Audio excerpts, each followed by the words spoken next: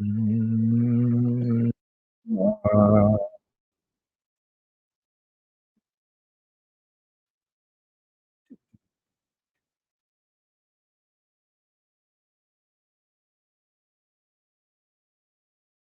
um, um, um, um, mm, mm, mm,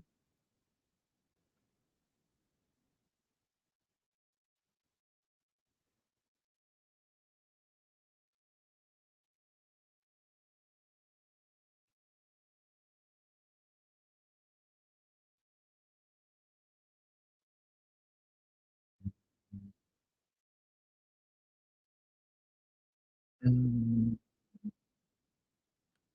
Oh, no sound? Oh, damn. Hold on. Yeah. Freaking StreamYard. I play my intro and then it mutes my my screen share. Well, here, we'll just do this. I'll say hello while this is playing. Damn, I thought y'all were hearing this new song that came out from royalty-free music called Darkness from Monin. It's a good song. Damn. Hold on 1 second. I have the new setup done. It's still, it's not, I guess the other camera's better, but whatever. Um, I literally was working as soon as I got done with the show earlier. I literally went to the stuff. Uh oh.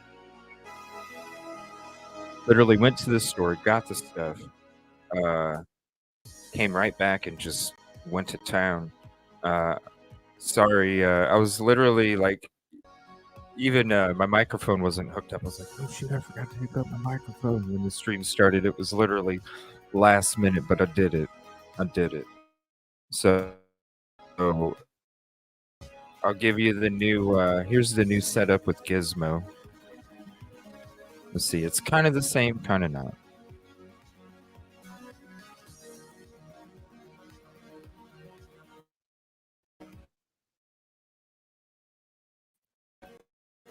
There's the new setup. Close as hell. Well, that sucks. But why does it keep doing that? But there's Gizmo right there. That's my souvenir from the PA manhunt trip, going to DeSales, going to Flight 93 Memorial. Three things in one trip, and we got Gizmo out of it. So say what's up to Gizmo. What's up, Gizmo? What's up, buddy? One of my favorite movies, Gremlins. And I ran into it while I was looking for gear, and I had to. I just had to. I never. It's always something for the show. I never really do anything. I came across it. I was like, it's $25. I gotta do it. I gotta do it. I'm not one that collects, the figurines and all that stuff. I'm not one that really collects anything. Um, but that right there, that was perfect. And it even makes noise. Listen, listen.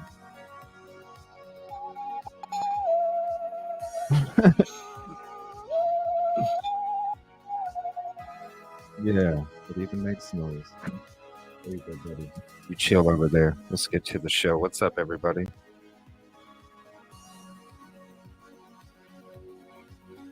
Uh, it's the beautiful part about life, the small things, right?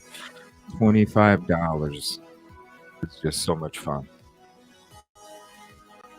What's up, VR games, man? Good evening, Kib Kitty. Kimberly Barnett, what's up? Kevin Kraft, Kevin Kraft, Kevin Kraft, Kevin Kraft, Kevin Kraft, Kevin Kraft, Kevin Kraft, Kevin Kraft, Kevin Kraft. What's up? What's up, Jules and Bean, Brandy Wine, True Crime? Oh, you're so special. SM, what's up? Whoa, Wildcat, good evening. Awesome. I love the profile photo. So badass. All right, let's get that space age funky beat going here.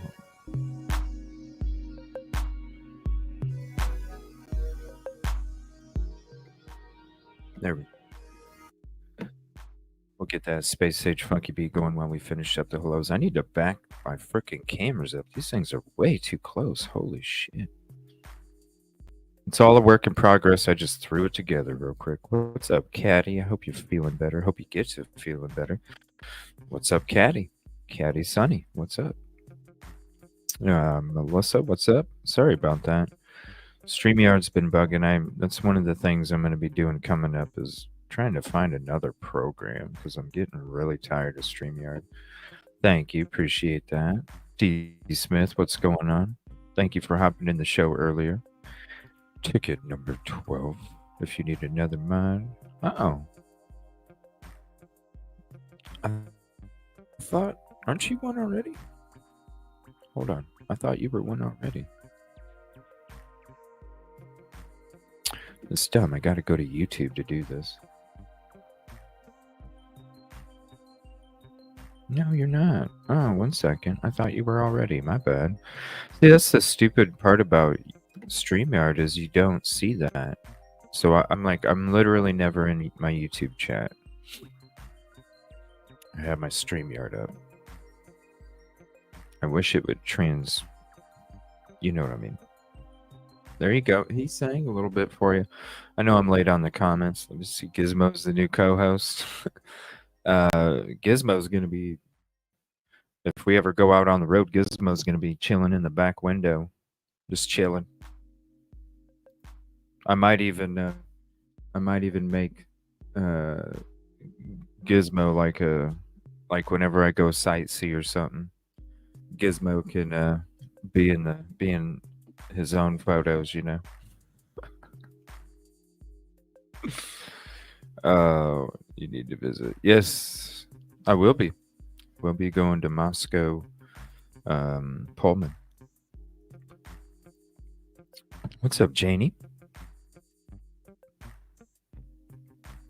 What's up, Toby?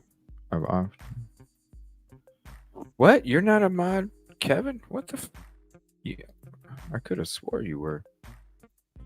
Dude, from like forever ago.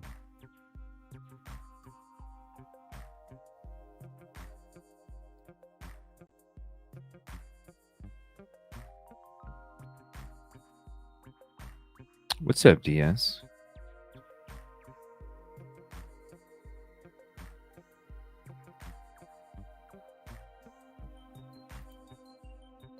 Let's see here. There we go. All right. All right. So I did go through. I did go through that episode, okay, and I got the timestamps for the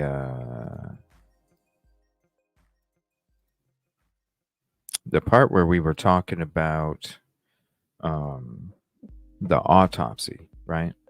Earlier in the show, we were talking about how, when it came to the autopsy, there was just a little part that we kind of repeated, but as I was going through it, I guess we didn't really talk about it. Maybe we did at the end of the show or something. I wasn't able to watch the whole thing. I pretty much found it in like 5 minutes, and then I was like, okay, cool. Now I can hurry up and get the rest of this stuff. Now I might have talked about it more, but since it is available on Twitch, if you are on Twitch, it is published, so you can go see the whole episode on Twitch. It's not blocked on Twitch. So if you're on Twitch, follow me on Twitch, Evil CJ, one word.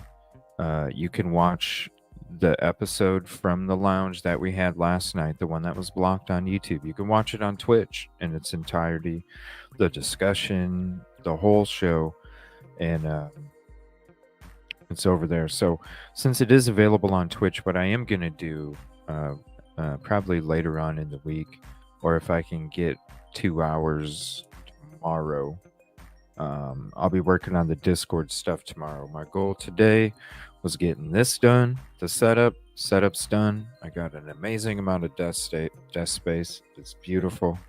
I love it. I feel a lot more comfortable now. I just still have to fine tune the cameras. But tomorrow I'm going to be working on the Discord stuff. So if I get that stuff done pretty early, then I can kind of go through the whole episode, clip out the parts that'll get us in trouble, and then have just a commentary with what was being talked about in the episode. And then I think we could use that for a future. So, starting, we do have an episode already out for a notification. And also, starting Wednesday morning, won't be on Wednesday night. But Wednesday morning when I'm on, and this is for tomorrow morning, Wednesday morning when I'm on, I'm going to be starting the body cam deep dive. We'll be doing that Wednesday and Thursday morning, and we'll see from there when it comes to Friday. So there's the notification for tomorrow morning. We're going to be talking more about the 48-hour special documents. We're feeling like there's some that are going to be dropped here. Thought maybe today, but we'll see, maybe tomorrow. And then any kind of updates and some other stuff that we were getting into today, we can continue the conversation. But Wednesday morning and Thursday morning, we're definitely going to be going into the body cam deep dive of the Idaho4, all the body cams, going through them, taking a look, comparing them to the grub truck stuff that we did before, and going to be going into that. And then we'll be doing I'm going to be doing a members only Florida special this weekend at some point. And I'm trying to think of what else.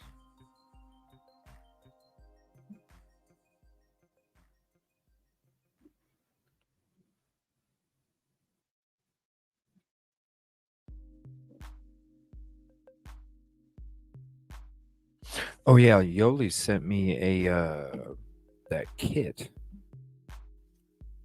Give me 1 second. I wanted to show that real quick.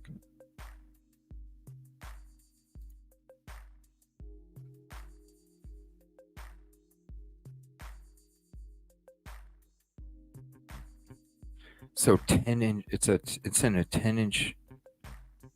It's in a 10-inch by 10-inch by 8-inch bag, and you can literally fit.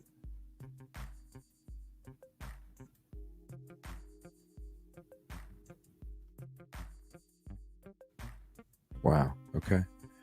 So here is. This is an unalive kit. They sell these. It's for hunting. This one's for elk. This one is for elk.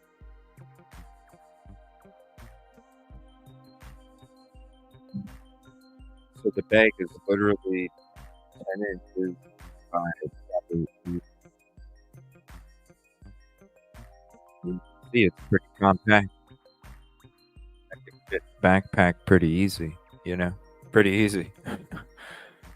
And this is what's all included with it.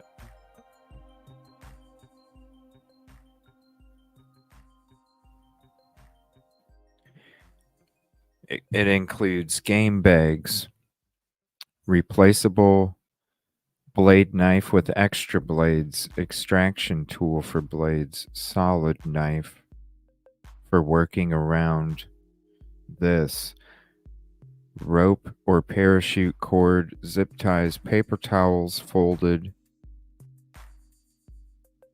with 6 pumps of hand sanitizer for cleanup, pen, electrical tape, marking tape, nitrile gloves, 55-gallon contractor garbage bag used to place under legs and game bags to prevent dirt, 1-gallon Ziploc bag to keep contents dry and manageable.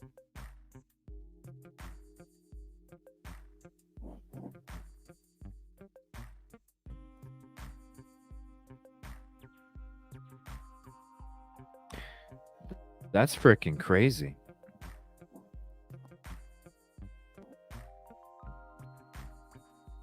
Huh. And I wonder if that's what they were talking about in the 48-hour special, that kit, the unalive kit. Is that what they were talking about?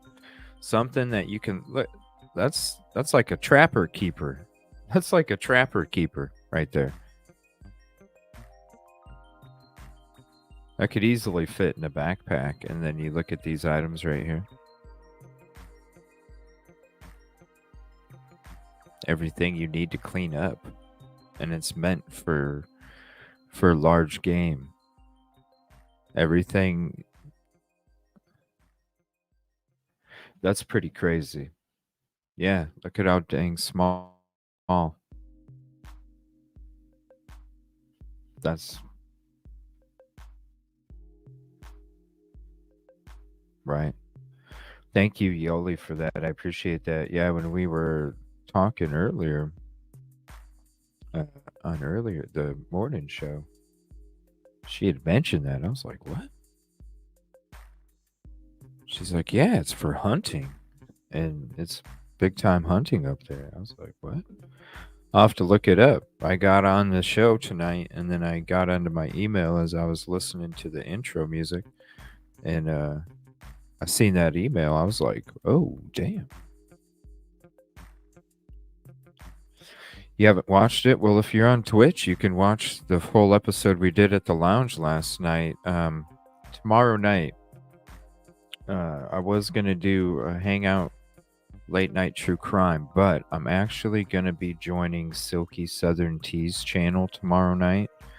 So what I'm going to do is, I'm not sure yet when she's wanting to go live. It's about Delphi, and she said she's got some breaking information. She wants me to be on panel with her when she discusses it. I said, hey, I'll go ahead and tell everybody that I'll be hanging out over at your channel tomorrow night. So I'm going to be joining Silky Southern Tea's channel tomorrow night for her Delphi show. And then I'll probably do like a short hangout show over on my channel after it's over. So if you guys want to, right? If you guys want to, instead of me hanging out on this channel tomorrow night after Silky, if you guys want to, I can set up a notification over at the lounge and we can rewatch it again if you guys want to. Now, I don't know exactly what time the show is going to be done at Silky's. I'm not sure. So I can't give you a for sure idea of when the show will be over at the lounge. But all I can say is I can put out a notification, and we can, if you guys want to, we can hang out over there and watch the episode. But if you don't want to wait, you want to see the chats pop up on the screen, you want to hear me and Yoli talk, you can just go to Twitch right now. It's available. So, which is weird because usually Twitch is shutting shit down before YouTube. But if for some reason I'm never on YouTube, I'm still on Twitch. Still on Twitch. So if for some reason I'm never on YouTube, hey, I'm still doing the same show just like you see right here. Right over there on Twitch too. And Twitter. All right. So let me drop a panel link. And we're going to get into tonight's episode. So we can talk about whatever case. Somebody asked me to look up a case earlier. I have a bunch of stuff prep for tonight too. Somebody told me to look up the case Carla Walker. A cold case that Orthram helped solve. Oh, wait a minute. I was going to play this. That's right. Give me 1 second. The timestamp is 1:13:14. All right. I can't. I hope I don't get in trouble.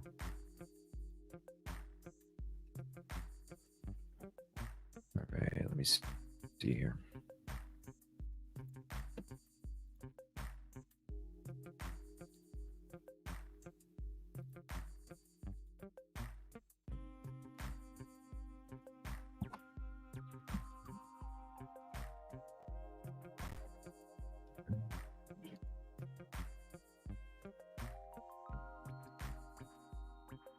Okay.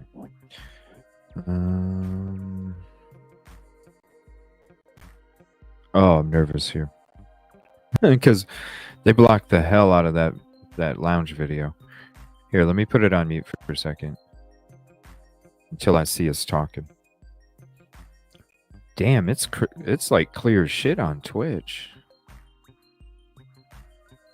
Damn, the quality on Twitch is a hell of a lot better. Damn. And if you have Amazon Prime, you can free sub. You get 1 free sub a month on Twitch. You can sub me for free if you have Amazon Prime.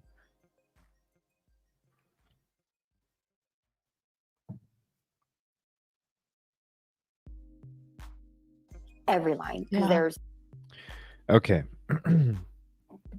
Now I'm only gonna play a few seconds, okay? I gotta be careful here.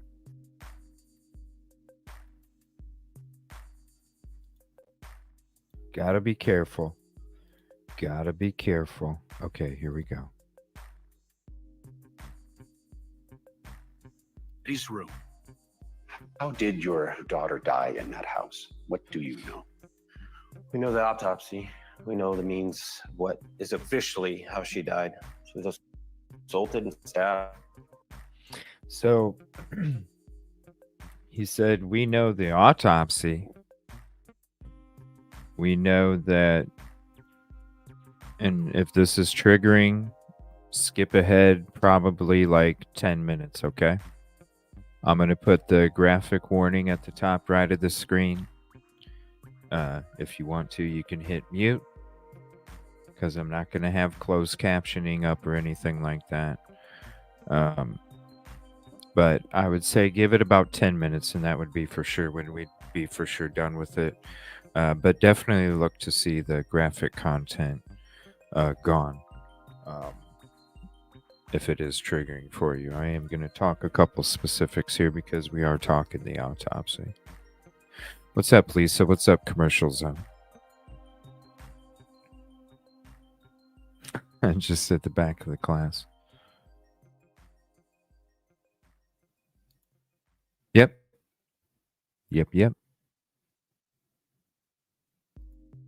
That's where I do. Sometimes I just game on Twitch too. I'm not even on YouTube. And I was thinking about doing some games tonight after the, towards the end. We haven't had a game night.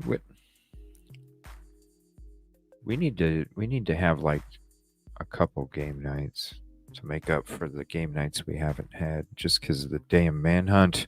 Ain't that crazy? 9 juveniles escaped now. What the hell's going on over there? I mean, beautiful country. But damn, what's up with the locks? So he said 2 things. He said separate, assaulted and stabbed. several times. Her death certificate is the ugliest, disgustingest piece of paper that you will ever see in your life. She said it's the most disgusting and ugliest piece of paper you'll ever see in your life. You know what, Commercial Zone? This is where I got bummed out, right? Okay. So when I checked in, because in PA when you miss your turn in PA, you might as well plan on driving another 20-25 minutes until to complete the whole turnaround, right? Everybody, that if you know, right? Because I know. I already know now. I learned a few times. If you miss your turn in PA on the interstate, you might as well plan on 20 minutes to turn around. So I didn't get to check in until probably like, I don't know, 2:45 sometime. I don't remember for sure. So I go to check in, right? And I booked for 2 days because I told them, I said, when I booked the rooms, I said I want 2 days because that way when I get there, I know I'm going to be sleeping past checkout and I don't want to fall asleep and then all of a sudden have a knock on my door and be like, yo, you need to get the no. Book it for 2 days, right? That way I could sleep because I didn't know what was going to happen in the morning. We were listening to the scanner on the drive there. Everybody was kind of giving us updates on the fly. You guys were having a blast, teasing me. It was fun on the drive there. You guys were funny as hell. So when I get to the hotel and I go to check in, I get there and they're like, and I get the key and he's like, yeah, we have to give you such and such room, which is a higher upgrade, you know, so I wasn't too bummed about it. And he's like, we're giving you such and such an upgrade because, you know, the rooms that were supposed to be available were booked, and these are the only ones that we have available for tonight. And I said, okay. So then I got the key and I was like, all right, man, so I'll just come back and let you know what I'm doing, you know, Thursday morning. And he goes, oh, you're only booked till tomorrow morning. And I said, what? I'm supposed to be booked for 2. So I can sleep past check-in. And they're like, no. And I'm like, what? So I was trying to call the third party because he's like, well, you're going to have to call the third party. This is all I have, sir. I'm like, you got to be kidding me. So I'm calling the third party. Third party's not answering. So I basically have to go, okay, I guess I'll see you at 10:30 in the morning so I can fix this shit, right? So then I go back to the room and I'm like, damn, I know I'm going to be sleeping. I'm going to have to go to sleep when I get there. So I get everything unpacked. I get on. I go live. and we're watching the helicopter and they're like doing these crazy circles. This is Wednesday, early morning, like 4 a.m. It's doing crazy circles. It was looking like, you know, that's when we heard thermal image. That's when we heard the alarms for a house and all this other stuff. And so we're sitting there watching it. I'm like, damn. And then I heard everybody was like gonna take off. And I'm like, huh, I'm already here. I'm wired. Maybe I'll go out there. So I sit there and I'm like, you know what, before I go out there, let me watch this radar a little bit longer. And then once everybody else leaves, then I'll go head out. I already found the location I was gonna go to. I already pinpointed the intersection. I already knew where I was going to go and all this other stuff. So the next 45 minutes or so, I'm sitting there watching it, trying to decide. I'm like, shit, if I go now, then I know I'm going to be sleeping past 11. How can I get it fixed? It's only like 4:30 right now. Oh, am I going to be staying up for another, 6 hours after I just drove 15, 16 hours? Oh, man, I don't know. I'm sitting here like contemplating all the shit. Then I see the helicopter do these weird freaking huge loops. Keep doing these huge loops. And I'm like, yep, they lost him. I'm just going to go ahead, go to bed, get a few hours of sleep, make sure I'm up, fix the hotel room since I can't sleep in past check-in. And then we'll go about the day. And then I get woke up. They caught him. Son of a... But it was neat, though, because when I walked out to my car and then I got in my car, got some stuff situated, I got out of my car because I heard a freaking helicopter above me, and I look up and I'm like, what the hell's going on? I look over, there's cop cars driving by, and then I see dudes sitting in the armored car right in front of me. I was like, holy shit. What's up, Katrina? So it was an interesting day, that's for sure. I wish that I didn't want to miss that hotel checkout. Didn't want to miss it. I'm like, I can't miss that shit. All right. I'm just trying not to get in trouble. So now she was saying that it was the most disgusting piece of paper she ever read. Okay. Every line is a horror show. Every line, because there's causes of death and then there's contributions to death. Every line was a horror show. There was causes and contributions. Those are keywords. It's very creepy, but there's keywords there. Christy and Steve spoke to coroner. Causes and contribution. I'm going to play that one more time. So this is Yoli and I from last night. And if you guys want to, we can watch this again live, open panel tomorrow night at the lounge. We'll be okay to play it at the lounge.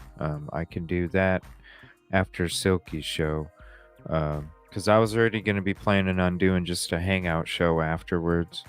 So it's either here or the lounge, but we can't do this here. We have to do this at the lounge. Bed in Maddie's room.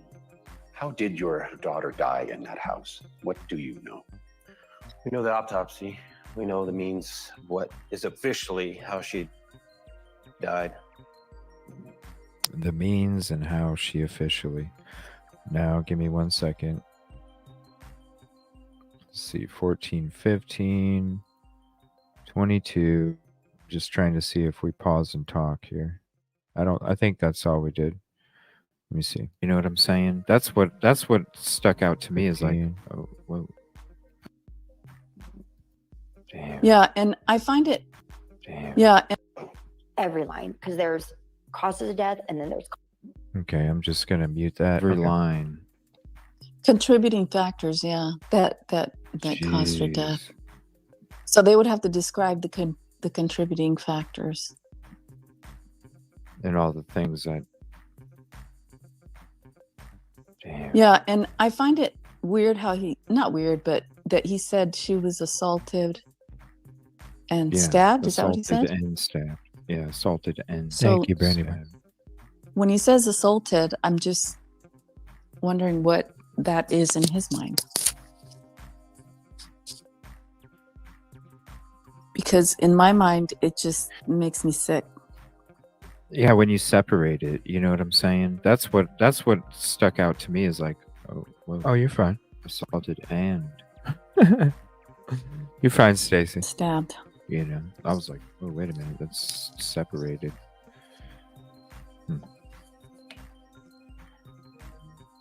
All right, so that's you can see the whole episode on Twitch. But we're done doing that. I found it. We played it. There you go. All right, so we're going to get into the rest of the show here. Now, is there any certain case anybody wants to talk about? Because I have a whole lot of different cases that we can talk about. Or we can just go into stuff that I already have in the September folder. And we can start going through everything while we hang out. And check out these other cases or even the same Idaho. Give me 1 second.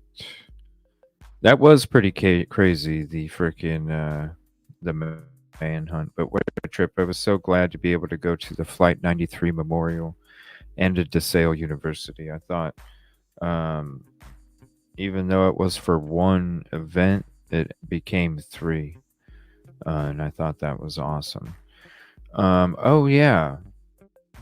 The ladders and tunnels from Crime Circus. I did want to check that out. But there's a video from Harsh. If you guys were in the show earlier or any of the other shows when I talk about DM's statement. You know how I always say about DM's statement, we don't even know if it was the first one. We don't even know if it was by telephone. We don't even know if she was asked certain questions that suggested what was written down for the statement. And this was as I was going through my prep, I was like, oh yeah, Harsh did a video on this. Was this proof Dylan Mortensen was coerced by MPD? That's kind of the thing that I've been saying this whole time as a possibility. Just because of the statement itself. You know what I'm saying? Just because of the statement itself. So I'm like, you know what? I want to check this out because there's a lot of stuff that I didn't get to during the manhunt. The manhunt took 17 days, everybody. 15 days. took a lot. What- it's like touchdown. Ooh, you know, I wish I could do a sports show, but I get in trouble doing sports shows.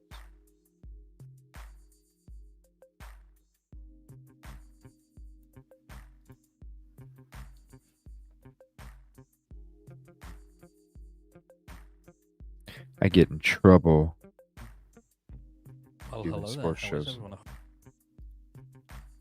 All right, so this is proof. I don't know if there's proof, but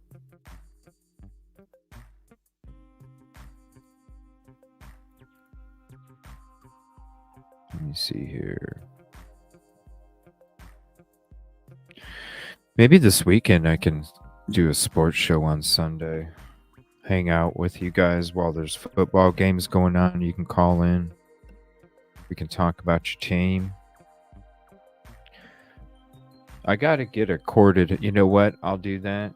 I'll use my corded headset for the sports show, and I'll hook up. The thing is this microphone is USB, and the soundboard I have doesn't have. I wonder if there's a converter that goes from USB to a 3.5 millimeter jack. Is there a converter for that? Because then I could use that soundboard. But hell, I can have my gaming headset hooked up to the soundboard for the sports show, and we could be screen sharing and taking calls at the same time. I do need to do a workaround setup on it where I can use like a headset or something. That way, if I do have to like mask anybody's voice or something, I can just switch to this headset, turn the thing on, and we're good to go. I got a lot more room now. I was kind of waiting until I had this setup done until I did add it because it was already crunched for room. So now that I have space on my desk now, oh, I feel so free and open. It's amazing.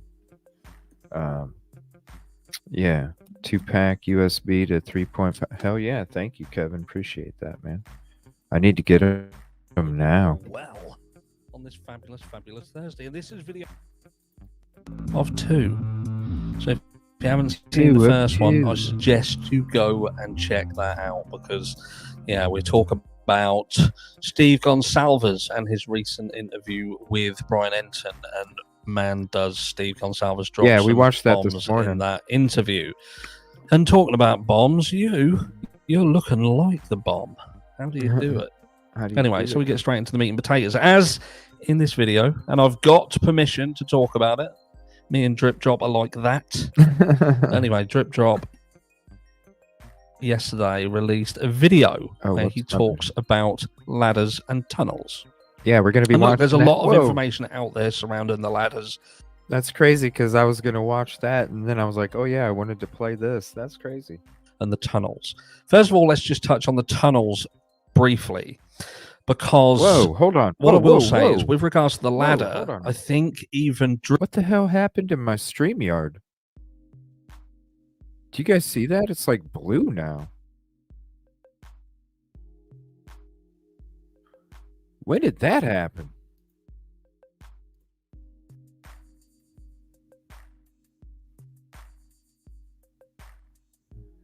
Oh, hold on a minute. Oh, I switched the what do you shit, right? I was like, what the hell oh, I just clicked on this. So what do you guys like better? Do you like that? Or do you like the blue?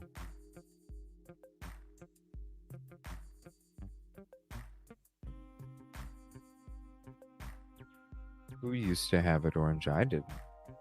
I've always had it like this. Do you guys like the blue? Or do you like the black? Let me know. I was like, holy shit, what happened? Drip Drop, and he is fantastic. He may have missed something. And I think there's a potential that even though he's brought our attention to it, he's overlooked something massive with respect of this ladder, and it could answer some questions that hopefully, if you've been paying attention, you will have. But anyway, look at the tunnels. So the tunnels, with respect of the tunnels, yes, there are a lot of tunnels around this area, and it's not uncommon. I showed a few weeks back multiple maps of multiple tunnels in multiple states, these steam tunnels. And in this area, in the video that Drip Drop does, he shows that there is a potential that there are tunnels that are accessible by the public. So, like, even the students could potentially get into these tunnels. And there's a likelihood that there could well be an access point potentially into one of these tunnels in the Idaho 4 case, so 1122 King Road. We see where Drip Drop is talking about the fact that this house most likely has a basement, and you would expect an access point to be in the basement. Now, whether that was sealed off, whether it's been closed down, we don't know that. There is a possibility. But what this does do is it brings a valid question as to whether this could have been used to access the property and not going through the slider. And this is why this is important. And this brings me on to the ladder situation. Because what we're talking about is we've been pushed the narrative that Brian Koberg was the guy. But not only Brian Koberg was the guy, let's just even take that out of it, that we've got a perpetrator who enters into this property through the sliding door and leaves via the sliding door. And the reason why we believe that is the case is because Dylan Mortensen apparently sees a figure clad in black walk past her and head towards the sliding door. So that then becomes the narrative that this person has come in through that door and gone out through that door. But we don't know if that's the case. We don't know if that's the case at all. But look, so Drip Drop talks about the fact there is a ladder. He shows multiple angles of this ladder. I'm not going to go through the entire video because he does it, and he deserves you to go and watch that and go and check that video out in its entirety. But what I'm going to do is just specifically look at this piece of this video, and hopefully you'll get where I'm coming from. So what we're seeing here is Xana's bedroom window. So this here is Xana's bedroom window, and on the reverse of this wall is the wall with which we saw the red stuff.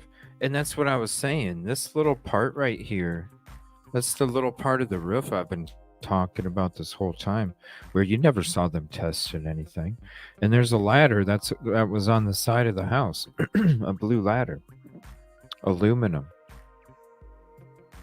And that's why I was like, well, you never see them go up there and look at the shingles or that little roof where they could have left and entered through the window, right?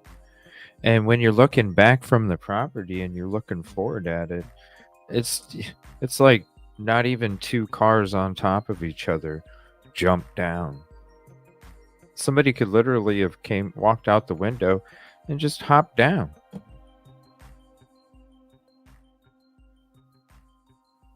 Like, totally. I've been saying that for months. Sadly, blood running outside the property, where there was a gap in the floor and on the internal wall, and obviously that has led to it appearing on the outside of the wall. And what we're seeing down the side here is where that ladder sits. So that ladder is literally sitting down here, and which would enable someone to climb up onto this ledge here and to that window. Now, I don't think for 1 second that someone used that ladder to get into this window. No. You see out here, Drip Drop quite rightly. This is why I thought that they exited through the window, because it's been said that they had to push the door open. So it's almost like the second bedroom was last. They shut the door, the crime happened, and they hopped out the window, That's why the others had to push. Multiple people had to push the door open. I always thought that's how they left. DoorDash was a distraction to get in.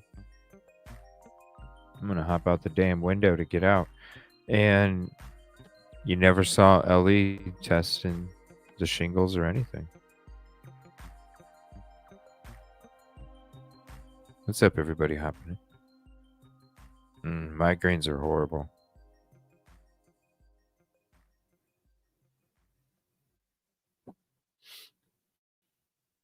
So I'm going to go to that video. I'm waiting to see what he's going to say about the coerce part. He said there looked to be a bit of a red hue here.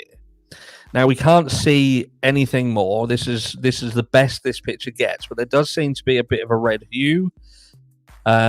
We can't see why, and there certainly looks like if you come across here, that ledge seems to be there seems to be a disturbance here. Something seems to have happened outside there. Now, this is speculation. I'm not saying this is 100% what's happened, but there certainly looks like something could have potentially happened here. This element here that shows this kind of red hue, now that could have just been affected by the camera itself. There's nothing around it. There's nothing that would lead you to believe it should. This dirt on this side doesn't have that same hue. So it just seems a little bit unusual, but the ladder is here, and even on this edge here, that seems to be quite clean in comparison to even over here where there is free from the mess. Anyway, I'll get to the fucking point, should I? Now, what do we know? I'll tell you what we know. We know, let me come back on screen. We know that from respect of what we've heard and the information that has come out, is that the door was jammed shut from the inside. I'm talking about Xana's room. And it would appear that they had to force the door open. And that it would appear that Ethan was potentially across the door and Hunter had to force the door open and peek what was going on. That, which to me, I always thought to myself, so that told me one of two things. Now that told me that whatever happened in the room, and then potentially Ethan was still able to get to the door, potentially trying to leave, and sadly became deceased jamming the door shut.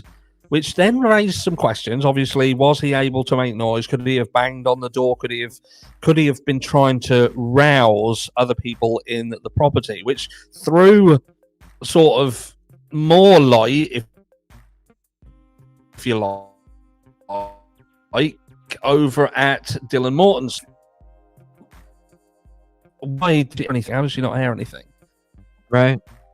Especially when you listen to what the consalvuses are talking about the autopsy. How in the hell did nobody hear anything?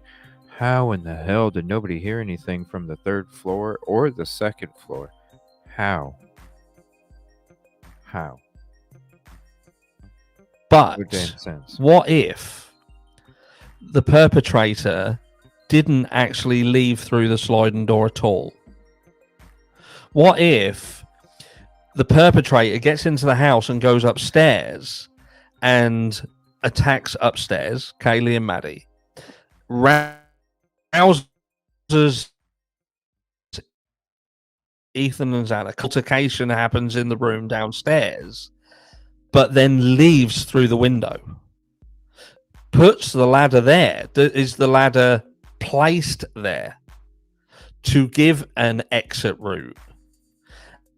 And if so, that does tell you that potentially this person knew exactly where they were going in that house, knew exactly what they were doing, and utilized that as an escape route. And now they could have opened the window from the inside, climbed out of that window, meaning they wouldn't have had to have gone back through the house, climbed down the ladder, and away she goes. Now, look, I am spitballing here, but if that's the case, then who did Dylan Mortensen see clad in black, dressed in black, walking out towards the sliding door? And again, I can't stress enough, I'm spitballing. But for there to be a strange ladder propped up against the side of this property, right outside the window where 2 people were found deceased, and outside that window there seems to show some form of disturbance on there, could be completely coincidental. But a ladder outside a window, a door that is jammed shut.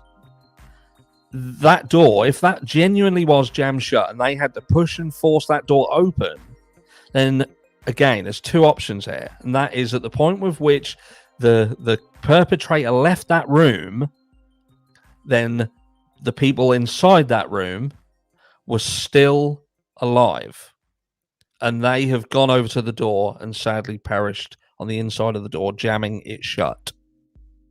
Or it had already been done and the killer never left that room that way. And that would also explain why there isn't any blood dragged all the way through that house. Because we see one latent footprint, whatever it was, outside Dylan's door. That's what we're told, which would explain you coming from upstairs down, so the print actually is from upstairs. And it comes down, it's just the remnants of what was left on the feet, so there could potentially be upstairs more footprints, but then a latent print outside Dylan's door as they head, don't ever come back out because they've left through the window. Okay, and I'm spitballing. Now look, let me know what you think down below. Let me know. Does this make sense? And if so, then why wasn't that ladder taken? Why wasn't that checked? Is it because they had that knife sheath or whatever happened and they decided that they weren't going to look in any other direction whatsoever? Nothing whatsoever. Yeah, they just jump. It's like we talked earlier. It's that enrollment, you know. So I'm gonna play that drip drop video. Give me 1 second. Then What's up? I can't say them all. This entire case bugs the shit out of me. You know it does. But that ladder should have been took away. Should have been checked. I don't even know. I don't even understand what it was. Then I can't. Okay, thank you, YouTube. There we go. All right. Turtle thing. Please hit the like if you haven't yet. Let me see here. What the hell? Not check that. I don't know. You never even saw him on that little roof. That's what I'm saying. Like they didn't even get on the little roof. So this is the ladders and tunnels video that I was gonna check out. It's kind of funny that he went over that in that video. That was a good video earlier that we watched. Love this channel. Let's see here. And then there's some other cases I wanted to cover here too.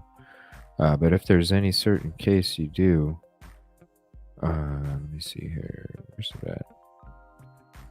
Type in chat and we'll check that out too. This Carla Walker, I wanted to check it out. Orthram solved a cold case. Where's my freaking thing at?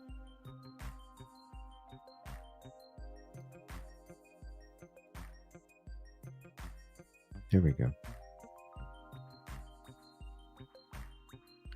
The tunnels and ladders. Is this about the secret room also?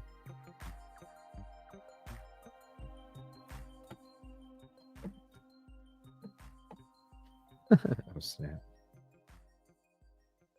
Nice. In this video, we're going to talk about ladders, tunnels, basements, Let's hear it. witnesses, Dylan Mortensen. Yeah, stay tuned for that one. DNA and cameras in trial. Plus some other miscellaneous goodies. You won't want to miss a thing. Now let's jump right into this video and see what I have to say for myself this time.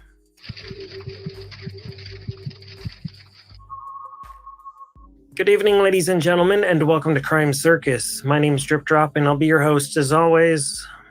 We're going to start this video off properly. The ladder. You might be wondering, what ladder? Let me present you Exhibit 1. As you can see right here, this is a picture of 1122 King Road.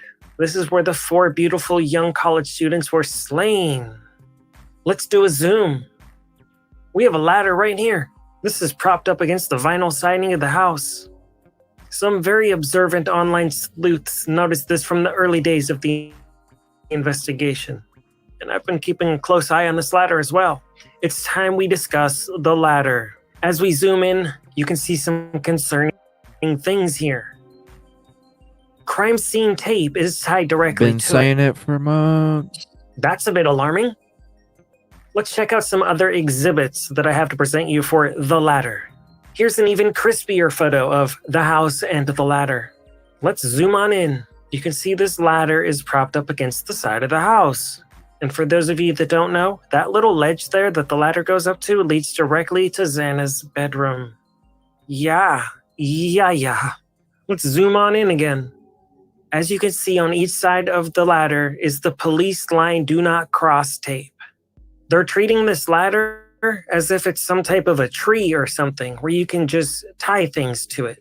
Here I present you exhibit number 3. Check this out. Right down there, that's the ladder. It leads directly up to Xana's bedroom. Let's check out another angle. Right here where I'm pointing this arrow, you can see there's a little wall. The ladder.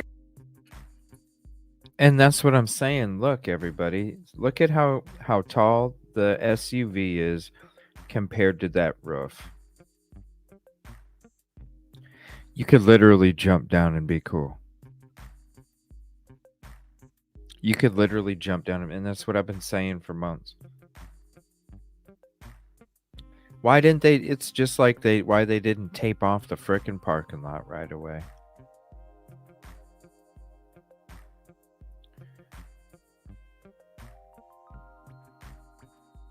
But I mean, it makes sense, you know, if they have to have multiple people opening up the door, that you don't know how the person left. Well, because you didn't test the roof for evidence right there. You didn't test that part of the roof for evidence. So how do you, of course you don't frickin' know. Of course.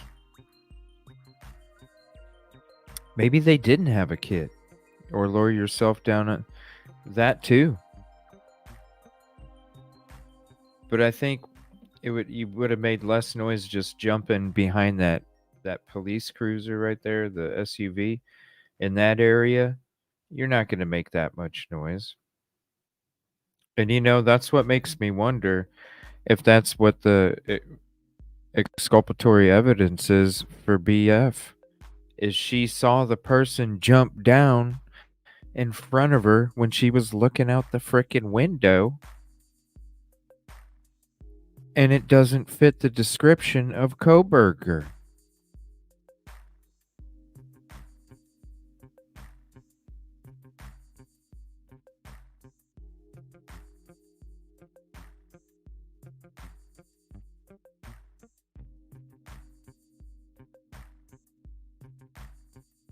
Could have jumped down in front of BF's window, because you don't think she was looking out that window when all that shit was going down?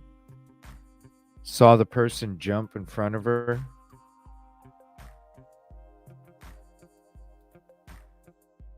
Is on the other side of that wall, and it leads up to this ledge.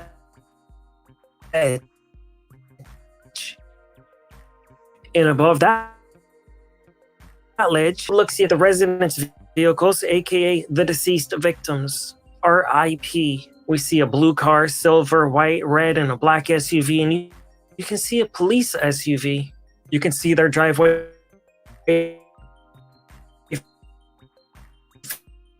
filled with vehicles. Imagine being the house with the driveway full of cars. Okay, look at this. The ladder is down there to the lower right.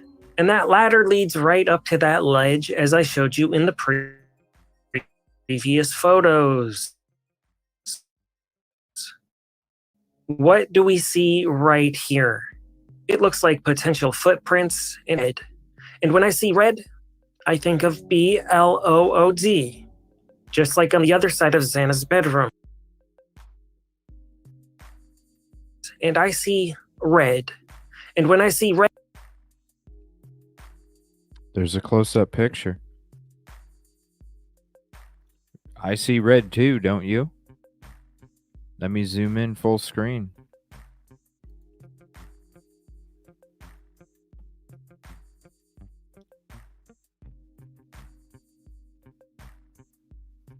I see red too.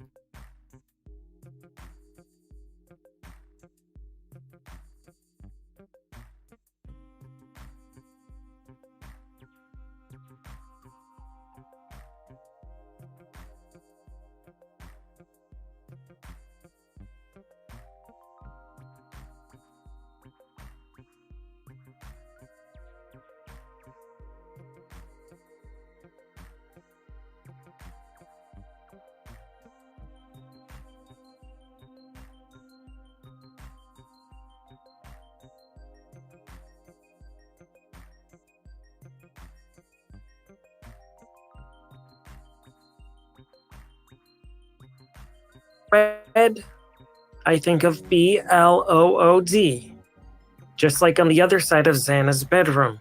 You could see the BLOOD trickling outside of the wall. Yes, ladies and gentlemen, that's a bodily fluid. That's not fruit punch. It's not Kool-Aid.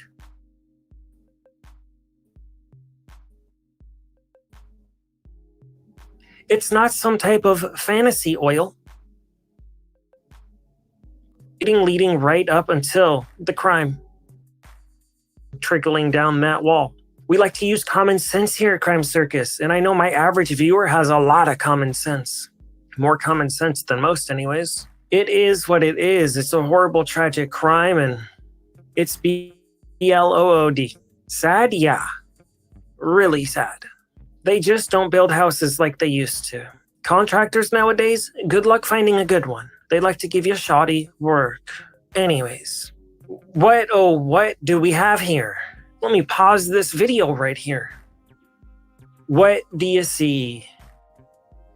The ladder is on the lower right, which leads right up to this ledge. And that ledge leads right into Xana's bedroom, which is right here. And what do we see in front of Xana's bedroom window? Where the ladder leads to? I don't know, but let's take another look. We see some disturbance to the roof.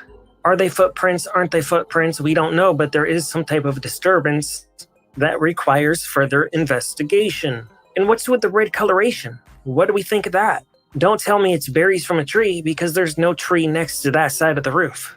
The trees are on the other side of the house, so we'd expect to see red from the red berries on the other side of the roof. We don't see that.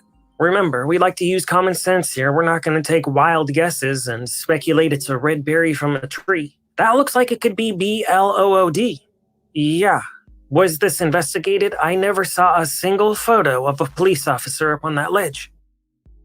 Open challenge. Have any of you seen a single image of a police officer up on that ledge collecting evidence, looking at footprints, doing the little swab thing, you know, for DNA collection purposes? There was unidentified male DNA found at the crime scene. That's going to be a big boom if we ever find out who those males were. Let's take another look. You can see those marks are very specific to that part of the roof. I don't see those type of marks anywhere else on anyone else's roof in that area. This is alarming to see this stuff, ladies and gentlemen. Super alarming. You can see that ladder again from this angle. They literally have police tape tied to it. They really did treat that ladder like it was just some random object. It was never taken. What are all those marks on that corner of the roof? Look at these other roofs. The rest of the roof on that house and the neighbor's house look fine. That shows something happened right in front of that window. And it's giving me chills just looking at this video. Have any of you seen this before? This needs to be discussed. So we're discussing it right here, me and you. The Crime Circus investigation team, the best investigators in the whole world, allegedly. Some of you out there might be thinking, oh, it's nothing, drip drop. They've got the perpetrator. And others, no, that's a boom. So we've been told the perpetrator bypassed the front door and the first floor altogether. So one might think that the perpetrator used a ladder to get to the second floor if the back sliding glass door was locked. Yeah. You can see in this image right here, the windows are all boarded up and the grass is green, the snow's gone. So this is a more recent photo. This is many, many, many months after the crime. And we still see the ladder there. We still see the yellow police tape tied to it. They never took the ladder. They never processed the ladder. Did they even test the ladder for fingerprints or DNA? I can't find a single picture of anybody treating that ladder like it's potential evidence. They just left it there to be destroyed and demolished along with the house. That ladder leads right up to Xana's bedroom, and there's something suspicious that happened in front of Xana's bedroom window. Yeah. Yeah, I could see it being mold too, Crimson. If there's 4 college students passed away, why wasn't the ladder processed as an important piece of information? If the alleged perpetrator's so-called DNA supposedly showed up on the magical knife sheath, why didn't they check the ladder for more DNA unless they already had their minds made up for their version of what happened? That the perpetrator allegedly simply walked in through the back sliding glass door. Well, maybe it wasn't that easy. Maybe these college students were a lot more intelligent than police gave them credit for. Maybe they actually had their glass sliding door locked. Maybe it was difficult for the perpetrator to get in. Maybe they had to climb that ladder. How many houses have you seen where a ladder is just propped up against the wall where you can climb onto the roof? That's sus. I don't see stuff like that. I'm not used to seeing ladders propped up on the side of the house, and I don't think you are either, because that's not normal. That ladder probably had key evidence related to this case. Just guessing, of course. This is a guessing show, and that's what we do here. We speculate upon the evidence that we can see with our eyes. At this point, the ladder's been out there so long, the evidence is probably washed away. It's snowed, it's rained, people have tied police tape to it. Security guards have been patrolling the property. The best time to collect that evidence would have been within the first day or 2 of the crime. What were all those special agents doing at the property without looking at the ladder? The ladder's a key piece to this case. I just know it is. Intuition. When you have it, you just know things. And I'm an empath, so I can feel things a little extra. Anyways, moving on. Tunnels. People have been contacting me since the very first day this crime happened about the tunnels in Moscow, Idaho. I've been researching the tunnels in Moscow, Idaho behind the scenes. Now is the time to talk about the tunnels. This is not conspiracy theory stuff. This is real 100% verified information. Let's check this out. This is taken directly from the University of Idaho website. Building main steam tunnel, University of Idaho, 1927. View of men working on the tunnel. Hard to believe they even had cameras back in 1927, but they did, and they documented the tunnel being built. Seriously, look at this. 1927. You can see these people working on this tunnel right here, which would eventually turn into this. This is what an underground steam tunnel looks like. It goes for miles and miles and miles, and it connects through a whole bunch of different places in Moscow. Moscow Pullman Daily News. University of Idaho to lease steam plant, utility system to investment group. Idaho Construction Engineering Company will manage facilities. Why does an investment group need this tunnel system? What do you think they're doing down there? Certainly they think there's some type of profit to be made within this underground tunnel system that's in Moscow, Idaho. Yeah, these tunnels underground are real, and there's a lot of entrances and exits, and they're creepy. And to give you an idea on the height of these tunnels, check this out. You can see this is an average size human within the tunnel. They're somewhat narrow, but you can easily stand and make your way through the tunnel. It's not like you have to army crawl through these things. And I certainly wouldn't want to be down there because it looks like something out of a horror movie. Inside steam tunnels, students make their mark. Let me zoom in on this photo here.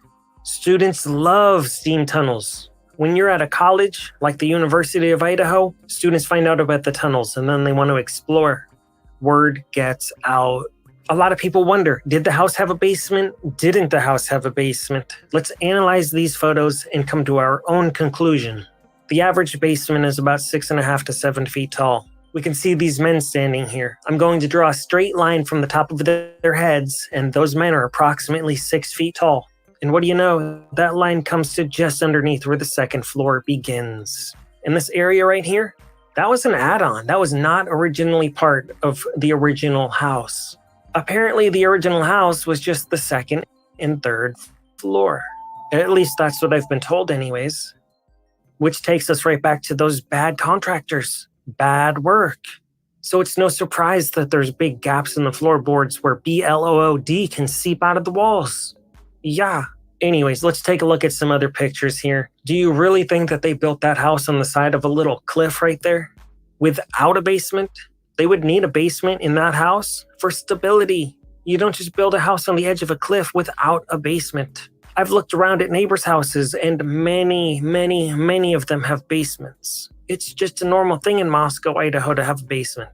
It would be kind of weird not to have one, especially at that location on that steep hill. You need a basement to have a strong foundation. It's not like they would just lay a cement slab there and be on their merry business building a house. No. That is not how they would build that house. Ladies and gentlemen, what I'm getting at is within the secret basement within this house is probably an access point to the tunnel system in Moscow, Idaho. Yeah. What that means for this case, I don't know, because they're keeping so many secrets in this case. Even the family members are pretty sketched out, wondering what's going on with this case. The family members are making public statements saying they want to see the trial too, and that this trial should be broadcast to the public. It shouldn't be held in secret. Anybody with common sense that sees what's been happening with this case, with the genealogy testing, the lack of DNA, no evidence found in Brian Koberger's car, no evidence found in his apartment or his parents' house. There's a lot of red flags. There's a lot of things that make you raise a bushy eyebrow wondering what's happening in this case. What's going on here? How could only a smidget nano microparticle of his DNA be found on the knife sheath, but nothing else that links to him? Nothing. I keep putting an open challenge to any viewer that views these videos. Show me the evidence. There is none. I haven't seen any. That's why I'm making these videos. Not necessarily for Brian Koberger, but for the victims, which at this point, Brian Koberger may be a victim. We don't know. However, the slain college students, those people are for sure victims, and their families are going through HELL. Yeah, seriously.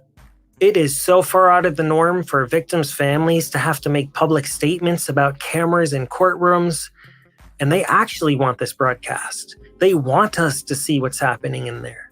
I've got an episode in this series called Secrets, and that's what we're all sick of in this case, secrets. The families are sick of the secrets. Since day one, too many secrets. If this is an actual open and shut case, and it happened exactly how they told us it happened, there wouldn't be so much. We wouldn't be wondering in all oddities. Yeah, there's a lot of oddities, like the bloody shoe print that was found in front of Dylan Mortensen's bedroom door. One shoe print? How come there's no bloody shoe prints leading to or from the one shoe print? That doesn't make sense unless there was a cleanup. Yeah. Boom. One bloody shoe print. Certainly, there would be more leading to or from the one. These people won't even tell us how many people were at the crime scene before the police got there for the report of the unconscious person. They won't even tell us who was unconscious. Certainly, whoever committed this crime was covered in BLOOD and left that house, leaving a trail if they actually left the house. Claire had to say. So in your experience, what is it that you saw when you showed up? Well, there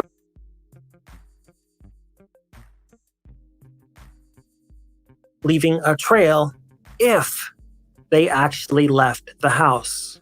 Don't take my word for it. Let's listen to what the coroner had to say. So in your experience, what is it that you saw when you showed up?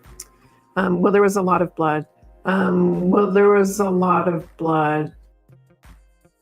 Well, there you have it. She said there was a lot of blood. So you're going to tell me that the perp left that house and didn't leave a smidget on the way out? And didn't have any of their DNA or any blood or anything in his vehicle?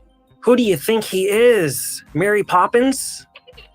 He's not the best cleaner in the world. He would have missed something. They're telling us he missed the button on the sheath, but he cleaned his car really well. They haven't even said that he was seen at any car washes in Moscow or Pullman. Where's the evidence? We want evidence. We want it now. Yeah, we do. We want the evidence right now. And the families want it too, and we deserve it. Every single second that I research this case, I uncover more red flags, more booms, more shocking things, more things that take my breath away, and more things that just leave me shook. Yeah, I'm shaking and I'm in fear researching this case. I really am. Look what they did to the DNA genealogy defense expert. They went to her home. They interviewed her. They asked her questions. They're saying allegedly her testimony wasn't truthful. Why wouldn't the prosecution just cross-examine her within the courtroom to try to catch her up on perjury or false testimony? No, he didn't even want to cross-examine her at all on the stand. That's sus. You know this whole thing is looking sus. Also, something very briefly I wanted to touch on. Dylan Mortensen is allegedly a star witness. It says right in the probable cause arrest affidavit, she saw the perpetrator. She can allegedly identify the perpetrator. But check out this clip I've discovered. You have surviving witnesses to an incident at 3 or 4 in the morning, and the 911 call didn't come until noon. I don't think I ever said that they were witnesses. I said they were there. Why is my camera not I think working? I ever said that they were witnesses. I said they were there. How does one individual, 4 people at night, and not wake up the other 2 roommates? Our investigation will continue to look at all avenues of that investigation. I cannot disclose any of that information. I don't even know that information at this point in time, and that's why we're continuing to investigate. So you don't know how this happened without the other 2 roommates hearing it or waking up or no? We do not. We do not. In the press release, they said the surviving roommates are not witnesses. Not witnesses. Yeah. So how come 6 weeks later, one of them is suddenly a witness? I'll tell you my thoughts on that. Just like in the movies and other high-profile cases, in the courtroom, they really like somebody to sit in the witness stand box. The prosecution will ask, do you recognize anybody in this room? And the witness will point directly at the defendant and say, yes, he's right there. He's wearing a suit, a tie, brown hair, and bushy eyebrows. Right. Mark my words, ladies and gentlemen, that is going to happen in this case.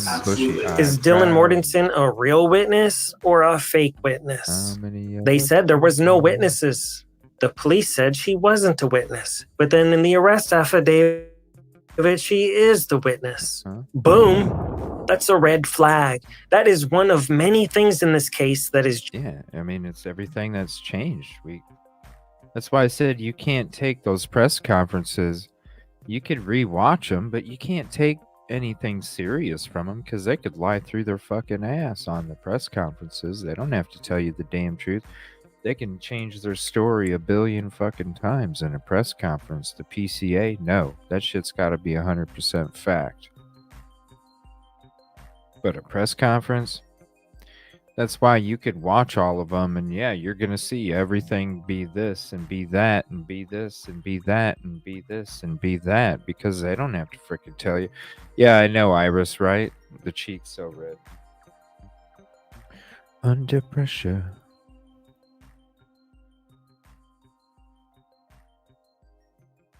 Just not adding up.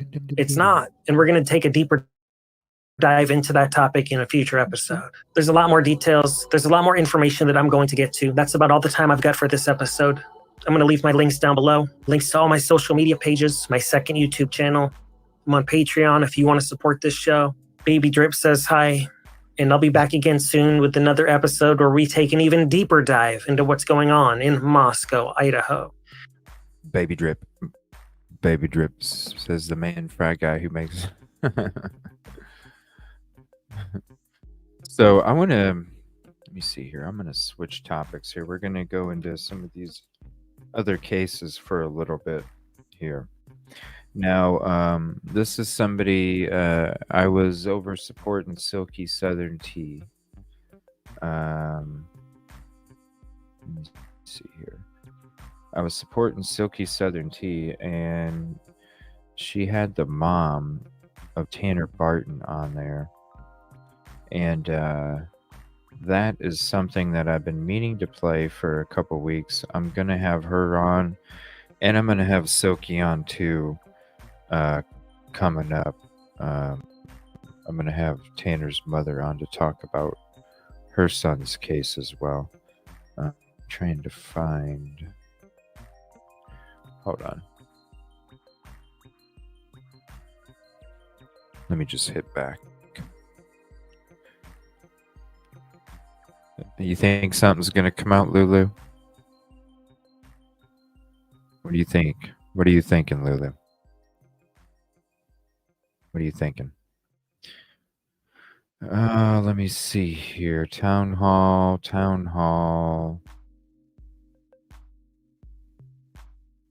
Some Delphi stuff. Now, this is something that happened earlier. Remember, we covered a case. Gosh, what was it? I remember this sheriff. I can't remember. Or the deputy. I can't remember where I've seen him before, but I remember he was just, I don't know.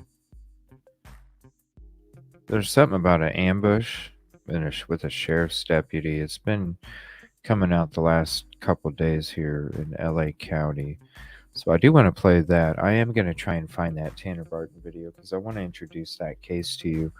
We're going to be having the mother coming on here soon. And I kind of want to introduce you to it before we have her on. So let me see here 1 second. And I'll be hanging out with Silky tomorrow night, and we're going to be doing a Delphi show. I'm still waiting for the detail. Okay, so this is an ambush that happened here in LA. Just moments ago, Los Angeles County officials gave an update on the ambush-style killing of a sheriff's deputy. We want to play you comments from Sheriff Robert Luna. Here they are. 36 hours after the murder of our deputy, the men and women of our department arrested him. Early this morning. I'm very proud. Very proud of the work that our men and women have done. You'll see as I lay this out, their professionalism, their dedication.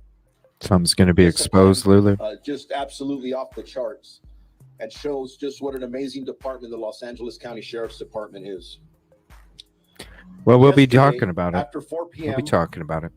We had a we'll press be conference. At that time, many of you were here. Giving it to you. Community members came forward with information which led homicide detectives to identify the suspect and the vehicle used in the murder of Deputy Klink and Broomer. Early this morning, our Special Enforcement Bureau served a warrant at the suspect's residence located in the 37,600,000 block of Burrison Street here in the city of Palmdale. During that operation, deputies surrounded the residence and called out all the occupants of that residence. Eventually, family members did come out. The suspect chose to barricade himself and refused to initially come out. He barricaded himself for several hours. Our special enforcement deputies, basically our SWAT team, were out there for several hours trying to de-escalate the situation, using using different techniques, including using hostage negotiators. Eventually, they deployed chemical agents, and the suspect ultimately surrendered. And I want to take a pause here for a second when I talk about how proud I am of this department after a significant tragedy that we've shared with all of you, because those special enforcement deputies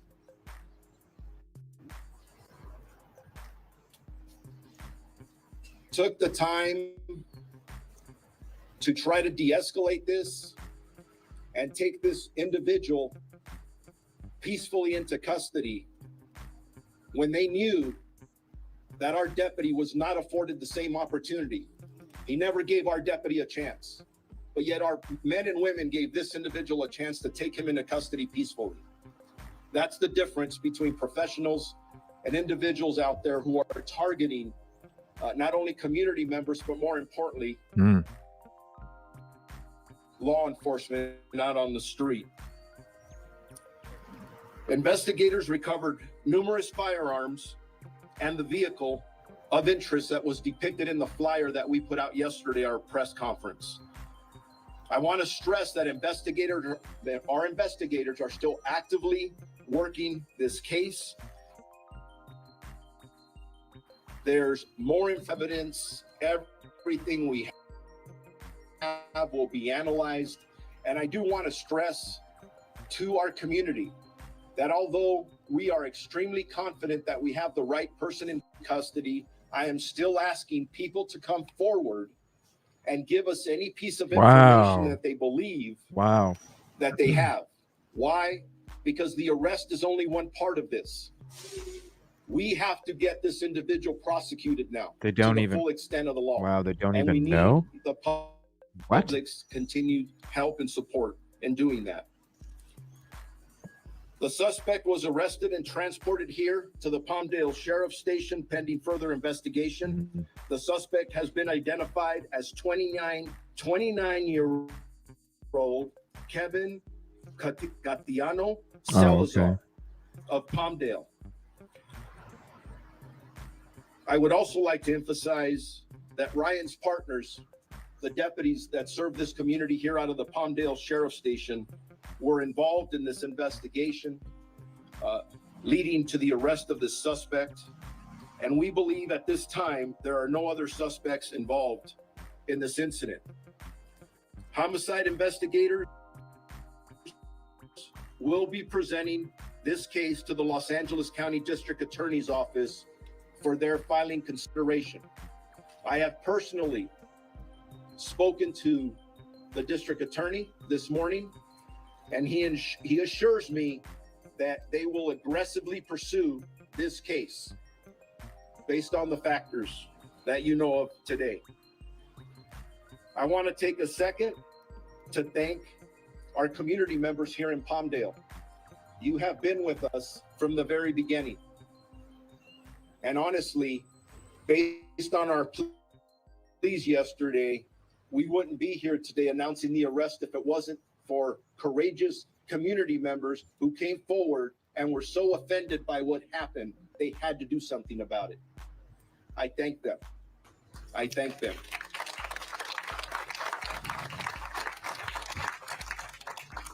The entire Antelope Valley community assistance played an instrumental role in gleaning information leading to the identification of the suspect. And again, we're extremely grateful.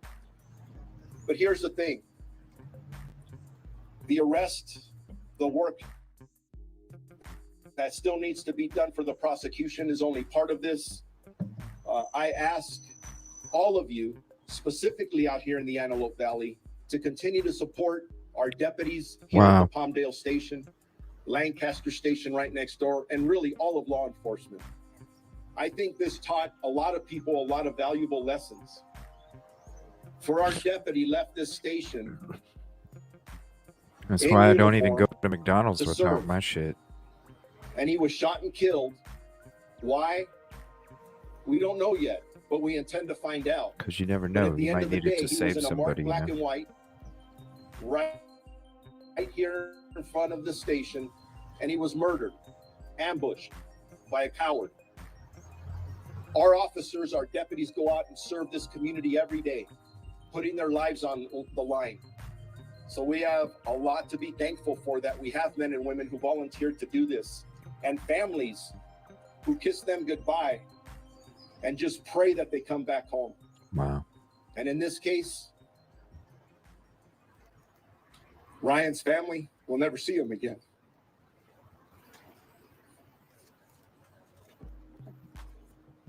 Excuse me.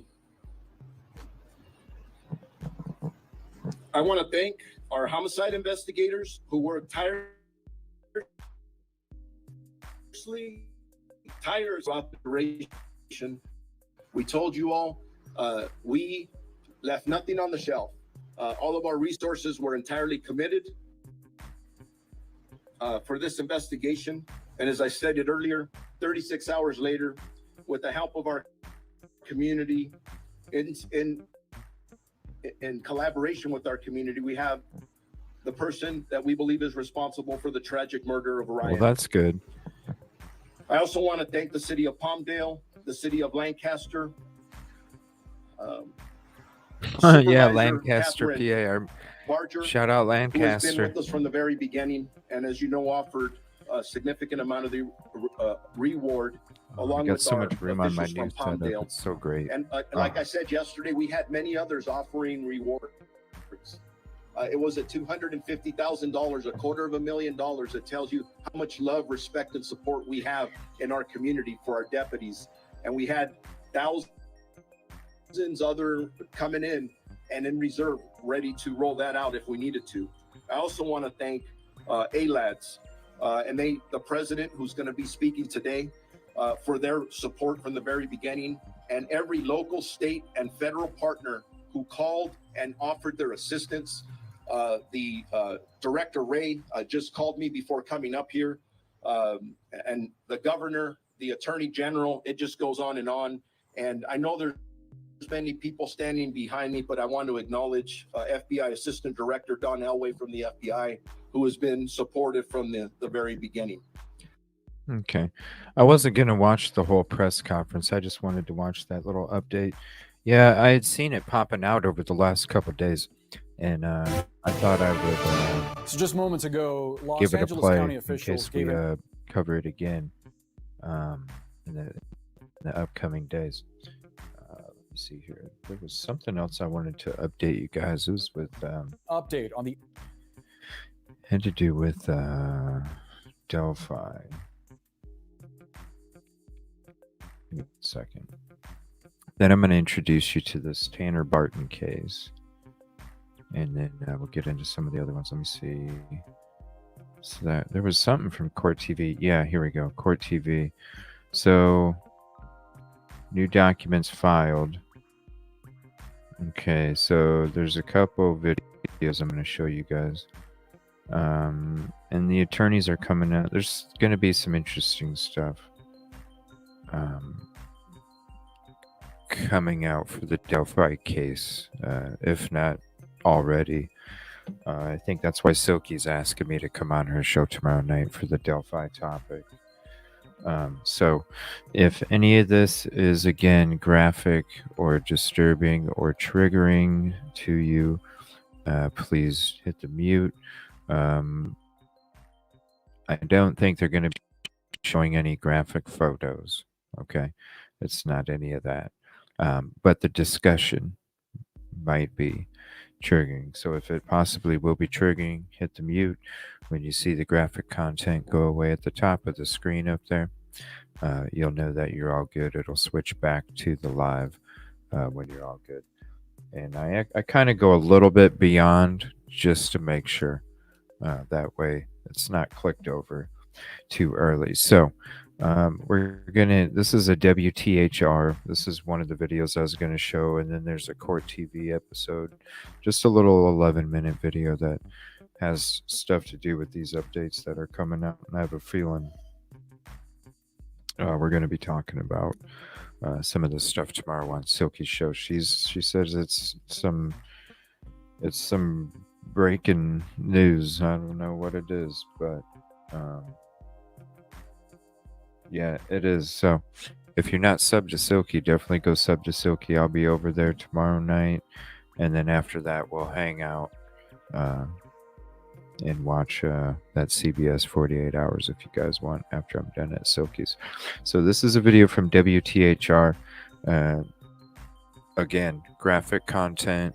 Hit mute. When you see it go away, you know you can unmute.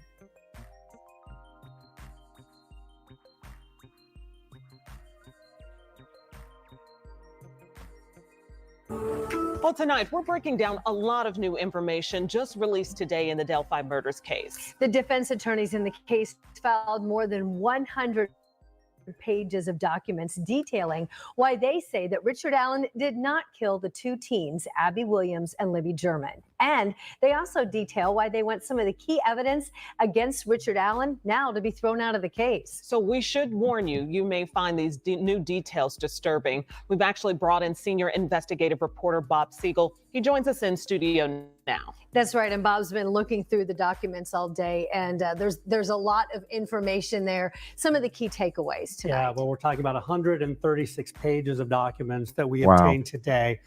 Very sensitive information about the murder cases. In fact, the court has now sealed this entire document, but 13 investigators got it before that happened. Wow. It's a memo to the court that explains why. And I bet that's why somebody's messaging me. I wonder if she got it too before it was sealed. Wow, how did they let this? If they were planning on sealing this, how in the hell did they let this get out? If you know what I'm saying? If they were planning on sealing this, how in the hell did they let this get out where people could freaking, oh, hell no. The defense wants a hearing. That's why I'm like,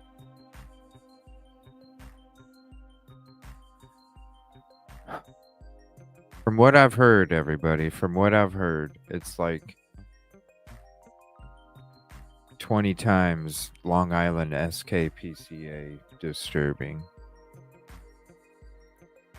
Hearing to have important evidence in the case thrown out. Last week, we explained Richard Allen's attorneys filed a motion to suppress evidence about a gun found inside Allen's home. Investigators say that gun matches markings on an unspent bullet found by the bodies of Abby Williams and Libby German, who were found murdered in Delphi back in 2017. Allen's attorneys claim the search warrant that the sheriff's department got for Allen's house was obtained illegally, and this document explains why. It says investigators had evidence that the teenagers were killed as part of a ritual sacrifice by people who believe in something called Odinism. The defense says Odinism. What the hell is that?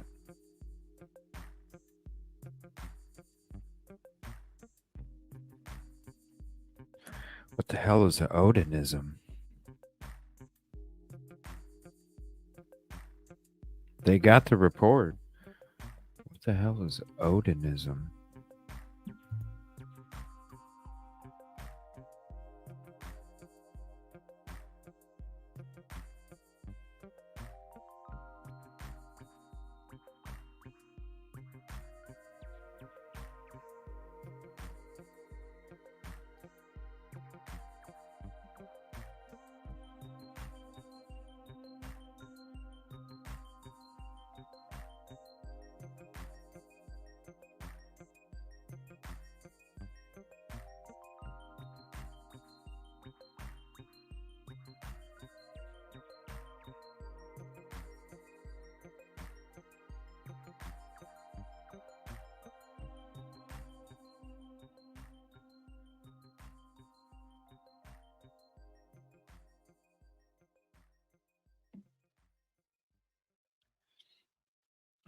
The Odinic Rite, OR, is a Reconstructionist religion organization named after the god Odin. It conceives itself as a folkish heathen movement concerned with Germanic paganism, mythology, folklore, and ruins. As a white supremacist organization, the Odinic Rite limits memberships to white individuals holding the belief in heathenry, heathenry as the ancestral religion of the Indo-European race.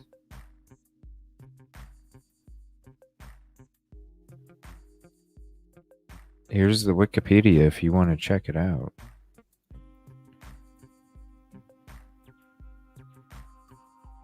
Huh. Interesting. So, what did he say? That the investigators said that? Hold on. Teenagers were killed as part of a ritual sacrifice. Allen's house was back in 2017. Allen's attorneys claim the search warrant that the sheriff's department got for Allen's house was obtained illegally, and this document explains why. It says investigators had evidence that the teenagers were killed as part of a ritual sacrifice by... Okay.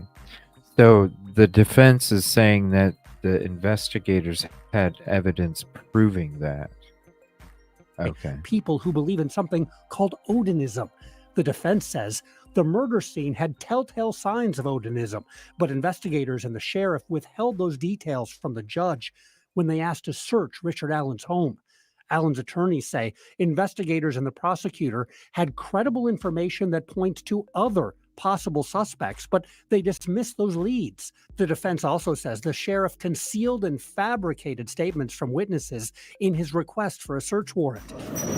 And the lawyers say there is a gaping hole when it comes to evidence linking Richard Allen to the murders.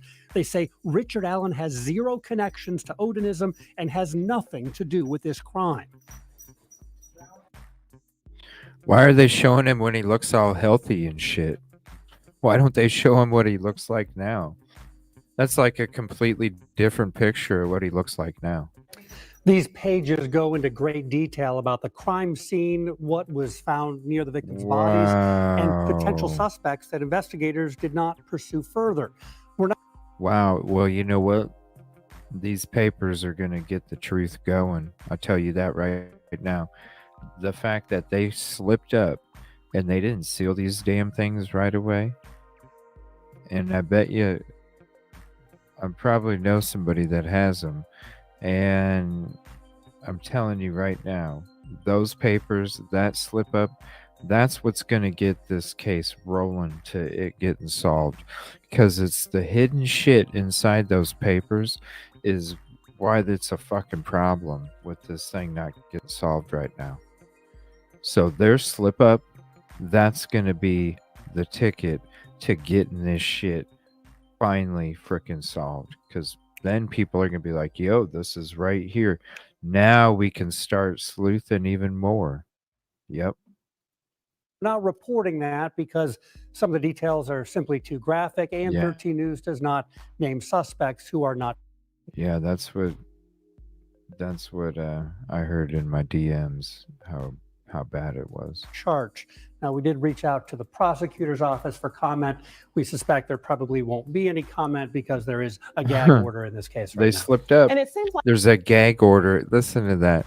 There's a gag order in the case, and they let that shit slip out. For real?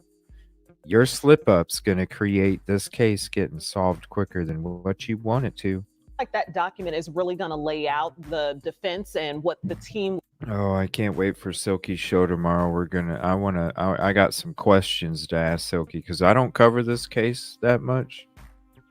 I don't cover it that much, but they do.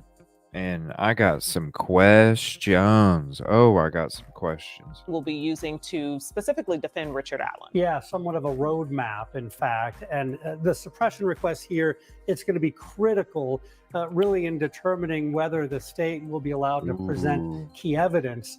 Without it, is there still a case against Richard Allen at all? Wow. We'll tackle that subject tonight. Oh, wow. Yeah. It is horrible, but you know what? That slip-up's gonna get justice for those little girls, because there's a reason why all this shit is freaking quirky. So these girls are gonna get some justice a lot quicker than what they want it to. That's the thing. That's why all this shit's sealed. That's why the Florida 911 call's sealed. They want this shit. You'll see.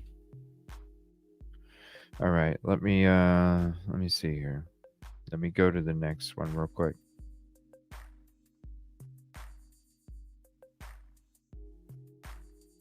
Wow.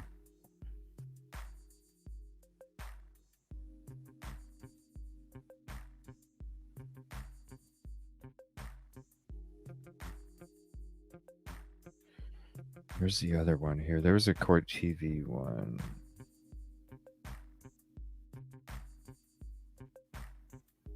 Where's it at?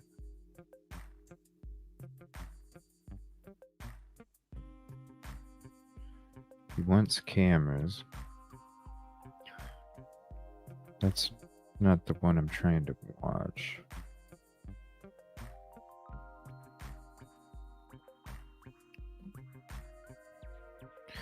Okay, that's the one we watched. Yes, new documents filed. And then I'm going to go to the court TV episode. Then I'm going to introduce you to Tanner Barton. Yes, near the trails that day. That looks. And that's supposed to be one person, y'all. Slender man, and the other an older, heavier set. That's supposed to be one person, y'all.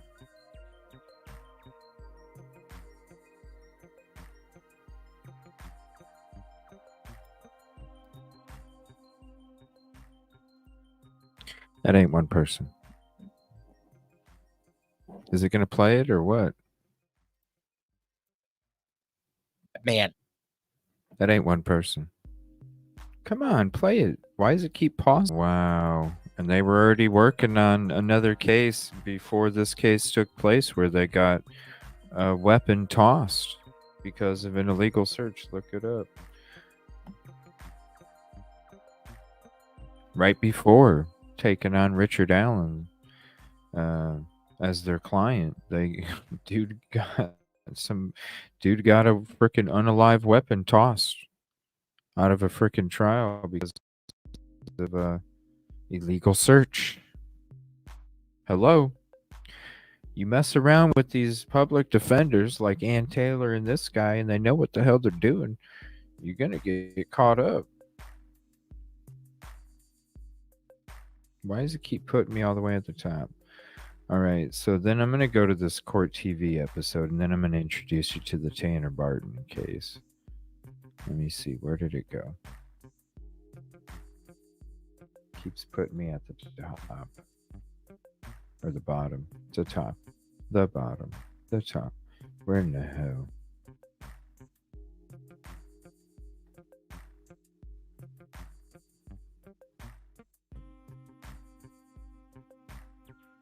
There it is. And one more trigger warning. And then we'll be switching. Welcome back to Tanner opening Barton. statements. And now to our deep dive on the latest developments in the Delphi murders. We want to spotlight the family behind this tragedy, because those beautiful young girls are what this case is all about. Abby Williams and Libby German. And their deaths have rocked that small community in Indiana where they were living. And their respective families have been coping with the media attention in different ways. Libby's family, for instance, has been really leaning in, What's up, very Manager? publicly calling for justice, including her older sister who dropped the girls off that day. Libby would always ask me to take her to places like, can we go to McDonald's or can we go to Lafayette and go to see a movie? And it seemed like I was always saying no because I didn't want to go all the way to Lafayette, or I didn't have money to pay for it. So, yeah, this time I decided I'd said no enough that like I could handle taking her this time. Do you regret that? Yeah, sometimes I wish I would have been a mean sister and just said no. We want to welcome in a very special guest. She was in that car interviewing Libby German's sister, and she's in the studio this morning. Investigative journalist and the author of the book Down the Hill, Susan Hendricks, is here. Susan, good morning.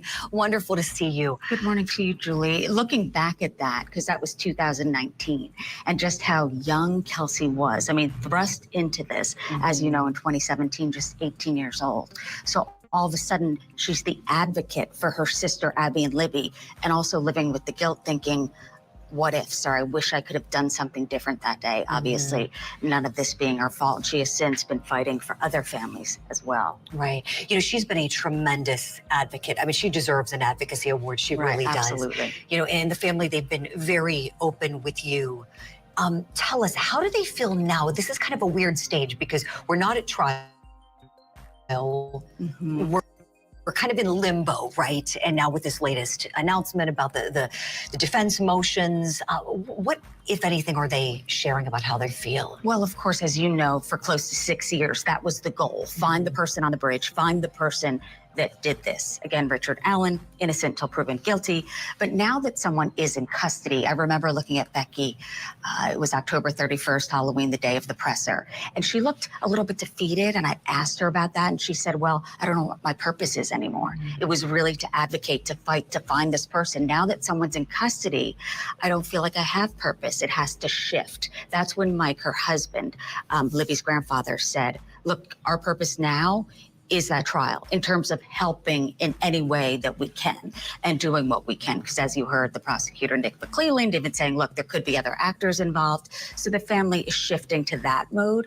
But retired cold case investigator Paul Holes has said to me and the family several times, look, this is not an easy process. And this was before, Julie, someone was in custody, saying once it does go to trial, it's not easy for anybody, and get ready for that. So I believe that the family is getting ready. Obviously, they want to be there to see this through, but of course, excruciating for both families. You're absolutely right, Susan. It is excruciatingly painful. It never gets any easier. Even when the case is closed, you never get that closure in your heart. Yeah. You know, legally it might be done, but it's never done in your mind and That's your a heart. good point. It's just awful. That's a good point, because Becky did say to me, Susan, I don't really know what justice looks like.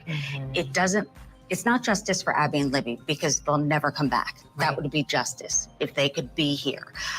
But she did say, look, I'm glad if it is this person, that he can't do it to someone else, because that was the biggest fear. Close to 6 years, no one in custody. If someone did that, is capable of doing that, Doug Carter has said to me in the past, then they're going to do it again. We don't know when. That's a great point. Yeah. That really is. You know, and Susan, I mean, you dug in so much. I did a beautiful job throughout the progression of this case. Really at the inception, you were all over this. You become one of the leading voices on it. And the family members of the German family really trust you. You become like a friend to them, which is such a testament to the person that you are, in addition to being such a fine journalist. We know that the Williams family just isn't as comfortable with the media, which is understandable. Certainly can't blame them. Tell us what it's been like. You've certainly tried to communicate with them. What have those efforts been And I like? have spoken to Diane, Abby's grandmother, and Eric several times. And early on, I believe it was maybe March 7th, where Mike Patty got up first time and saying, hi, I'm Mike Patty, I'm Libby's grandfather, and please respect Abby's family. And he read kind of a message from them that said, look, we respect Libby's family, but this is how we're getting through this. As you know, it's different for everyone. There's people out there who say, hey, this makes me feel like I'm doing something. Get out in front of it, hand out the flyers. For others, not so. And they understood that early on, as anyone would understand it, of course. Right, Susan. We've got another clip we want to play. This is from your interview with Kelsey, who's, of course, Libby's sister, dropped the girls off at the trail on that dreadful day. How long after you dropped them off did someone call you and say we can't find them? I think it would have been 2.5 hours later is when I got the call from my grandma. You probably thought it was no big deal, that nothing was wrong, or did you immediately start to worry? I figured it was just something like I forgot to do the dishes or something along those lines, or maybe she was trying to see where I was. I never would have imagined it was her calling to tell me my sister was missing. Susan, take us back. At what point in time was that interview, and contrast it with now, please, where we've got a gag order in place? So much has happened since that interview, since that car ride. And Kelsey was nice enough to take me to where she went that day in dropping off Abby and Libby. But she has since had a little baby girl, which is exciting this August. And Becky said to me, you know, she's just so sweet. She sleeps through the night. So talk about joy to their lives. And I remember speaking to Kelsey. She was planning her wedding, getting ready to get married, and said to me, you know, I asked her about kids, and it was a conversation around dinner table with her family, and she just said, I don't know, I have to find her advocacy of finding the person that did this came before. I guess she put her life on hold. And now that someone is in custody, she feels like it's okay to be okay now. I know Libby would want me to be happy and keep moving on, but she does still feel guilt, like especially the milestones. When Libby was supposed to be a senior in high school, the families go through that. This would have been this for her. She would have been this age. So of course, now the new stage, the trial, we'll see what happens, but they have each other. They're a unit. Both families really are, and they lean on each other. And Paul Hull's saying, look, they're gonna need it now. You're right, Susan.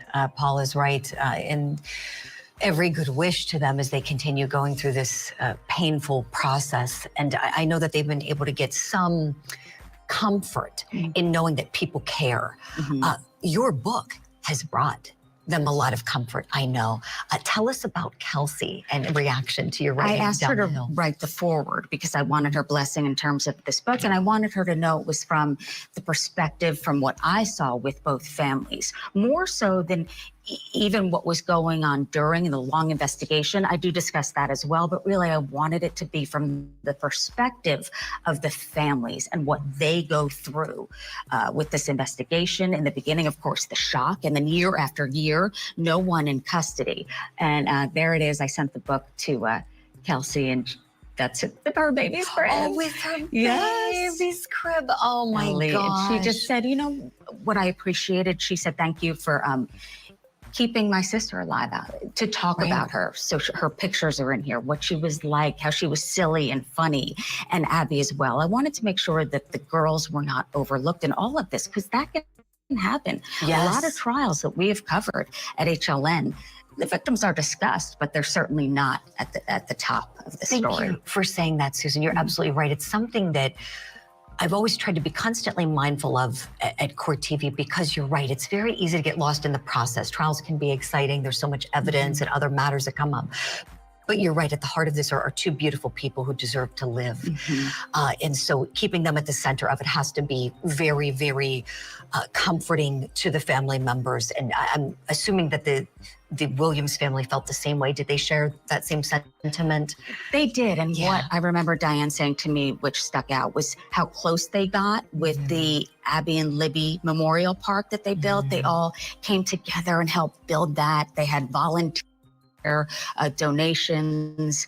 That, of course, is Anna, Abby's mom there, and her grandfather. That's Mike Patty. So they came together and said, you know what? We're not going to talk about what could have been. We're going to talk about what will be. This park in their memory, an amphitheater, fields, kids having fun, and remembering Abby and Libby, which is key. Oh, that is fantastic to hear. Susan Hendricks, you are going to be continuing this conversation at CrimeCon in just a couple of days. Would you tell everybody, please, the panels that you're moderating and what you're going to be sharing? So Becky will be there with me alongside with Tara. That's Libby's aunt. But they did make sure, and this that's is you last year, right, yes, Susan? That's Austin. So that was Austin. 2 years ago. I know you were at CrimeCon presenting last year on this too. Exactly. Right? That was in Las Vegas. Paul was up on stage with us, and just giving information, investigative insights into this, which I believe really helped the family. But of course, you know, there's a gag order. So they did check, of course, with the judge saying, is this okay? And I will not be discussing the case. It's just about Abby and Libby and keeping the memory alive while I'm there. I do it, Susan. People might prefer that. I think a lot of people would, because we'll get to the evidence, we'll get to the trial eventually, we'll all see it together. Hopefully the cameras will be allowed in the court, you know, per the defense request. But you're right, to just learn more about these young girls, you know, I'd love to see more pictures and things and hear more stories about them. Because we only see that one dimension on the wanted picture. And that's a lot of what we see with Abby and Libby, but there was so much more. And I just went on Libby's Facebook page, which is now a memorial page, and just the tiny jokes and how caring she was and putting up pictures of all her friends. You really got to know her spirit and who she was. Definitely. Susan Hendricks, we could talk to you all day about this. I hope we can continue thank you so much. Wonderful to see you too. We'll continue this on opening statements as the trial progresses. I'll look forward to seeing you in a couple days in Orlando this I'll year. see you there. And Crime Con, yes, it was wonderful seeing you last year. You did a great panel. I know you'll do the same again. Susan Hendricks. Julie. Thank you, Kylie. And your book, Down the Hill, which you show everybody, available for purchase. And again, Kelsey wrote the foreword, which is very touching. It's about what she has gone through and really had to be the pillar of strength for her sister. Wow. Down the Hill. Buy the book. What's up, Grizz? What's up, everybody hopping in? What's up, Kylie? Yeah, come hang out with me tomorrow night. I'll be on Silky Southern Tea's channel. She'll be talking about this Delphi stuff. Some crazy shit, y'all. What's up, Grizz? Nice to see you, buddy. Appreciate you. Oh, wow. I thought... I don't know. I'm surprised if she is, because that's one family that barely talks, you know? So I'd be surprised if she's going to some public event, but I don't know.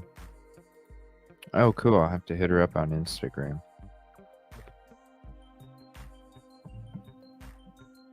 I'll have to hit her up. I'd like to talk to her about like her path and the future and her message. Yeah. I'd definitely like to have her on sometime. Let me see here.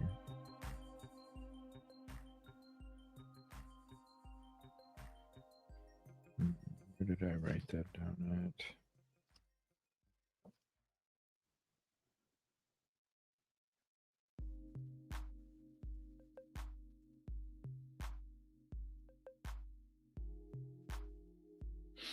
Okay.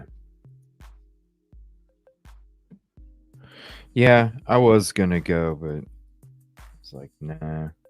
I'll go next year. We got some trips coming up here that I want to get to, but I haven't been. Excuse me, I gotta wipe this pen off. This thing is like bleeding like crazy. I got these new pens and they're like these Pilot G2s or something, but damn, these things bleed like crazy. Chunks all over. Trying to copy info, but that's all good. If we can get it, we can get it. If you want to just type her name in chat, and then everybody could just search that Instagram handle. If you want to do that. Yeah, it is a tough case to check out. All right, so let me see here. Let me check if there's anything breaking going on. This is actually like an hour and 24. I didn't realize it was that long. Hold on.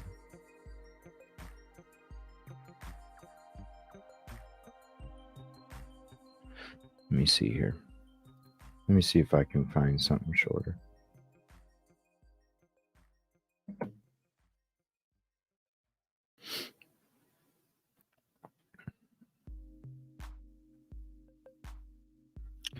All right, so this is from, let me see here, 6 years ago.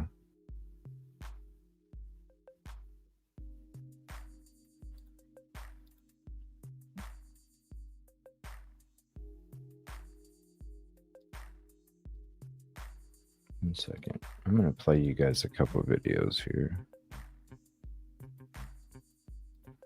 because I do want to show you guys some of these other cases. Okay, I can't play that. This is Silky. I do want to show that.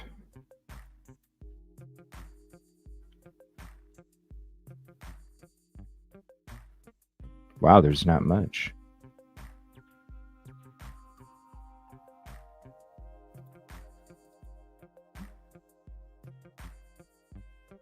That's interesting.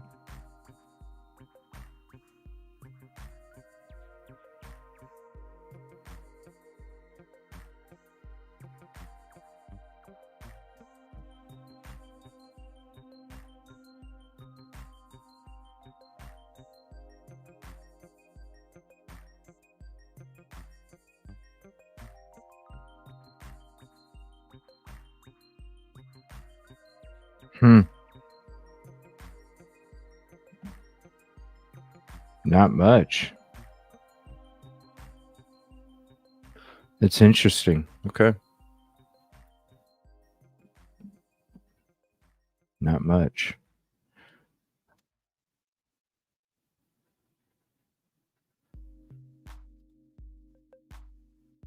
Have I gone before? No, I have not.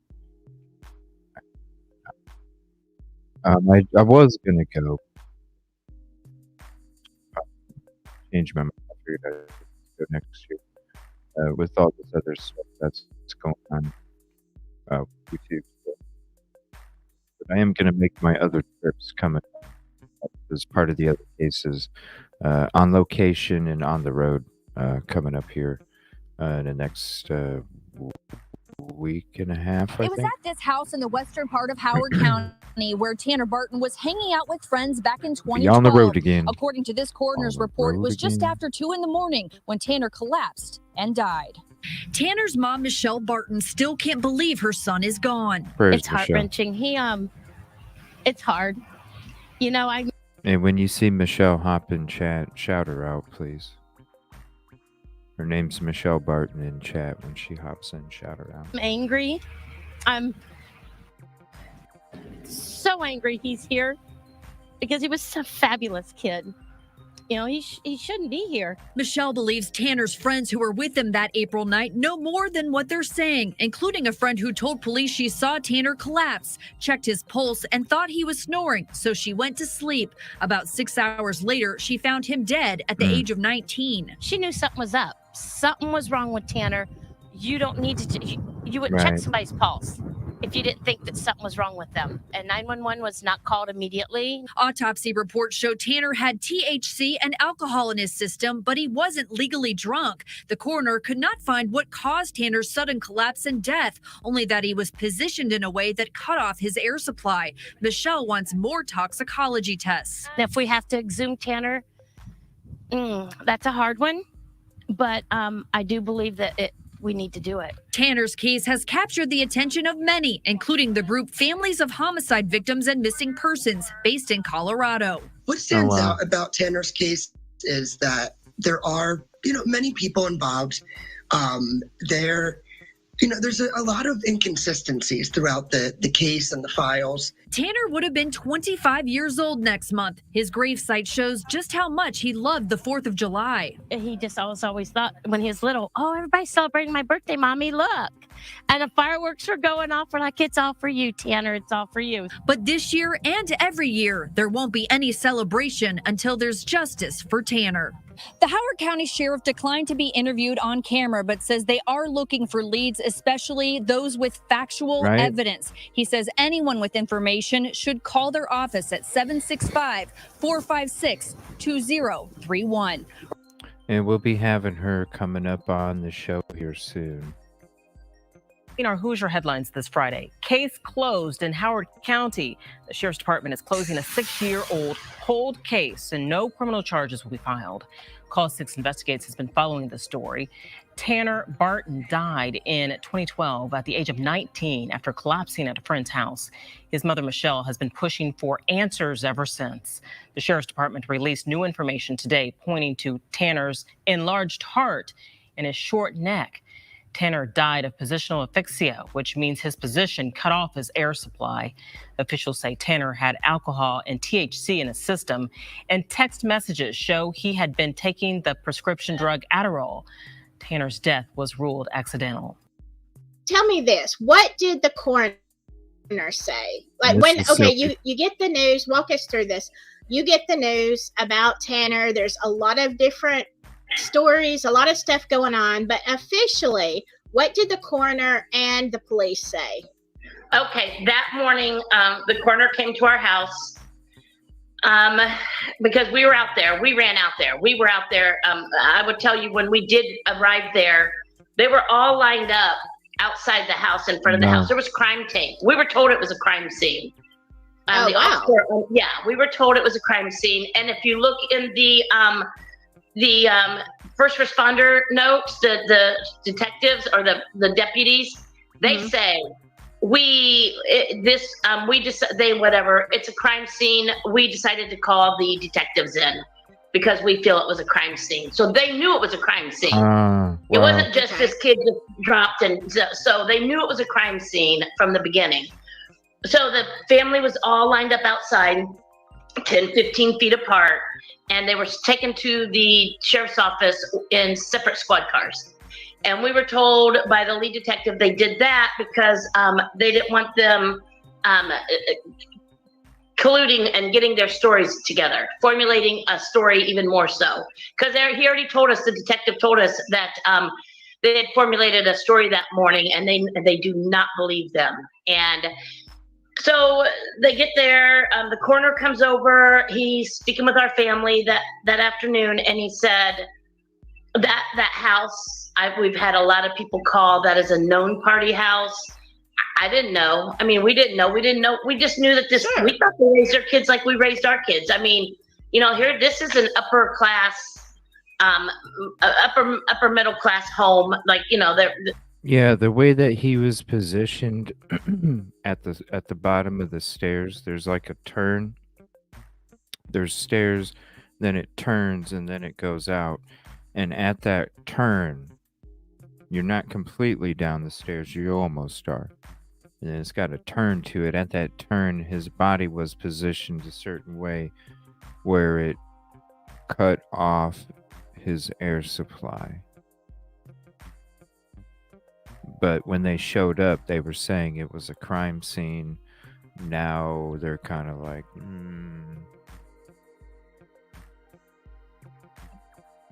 Right. The way that their neck is positioned. The family, the It's home's all gorgeous. The kids are all popular. Marcus was, class president. And, and we just thought that they raised their kids like we, when their kids came over, when Marcus would come over, we didn't allow drinking.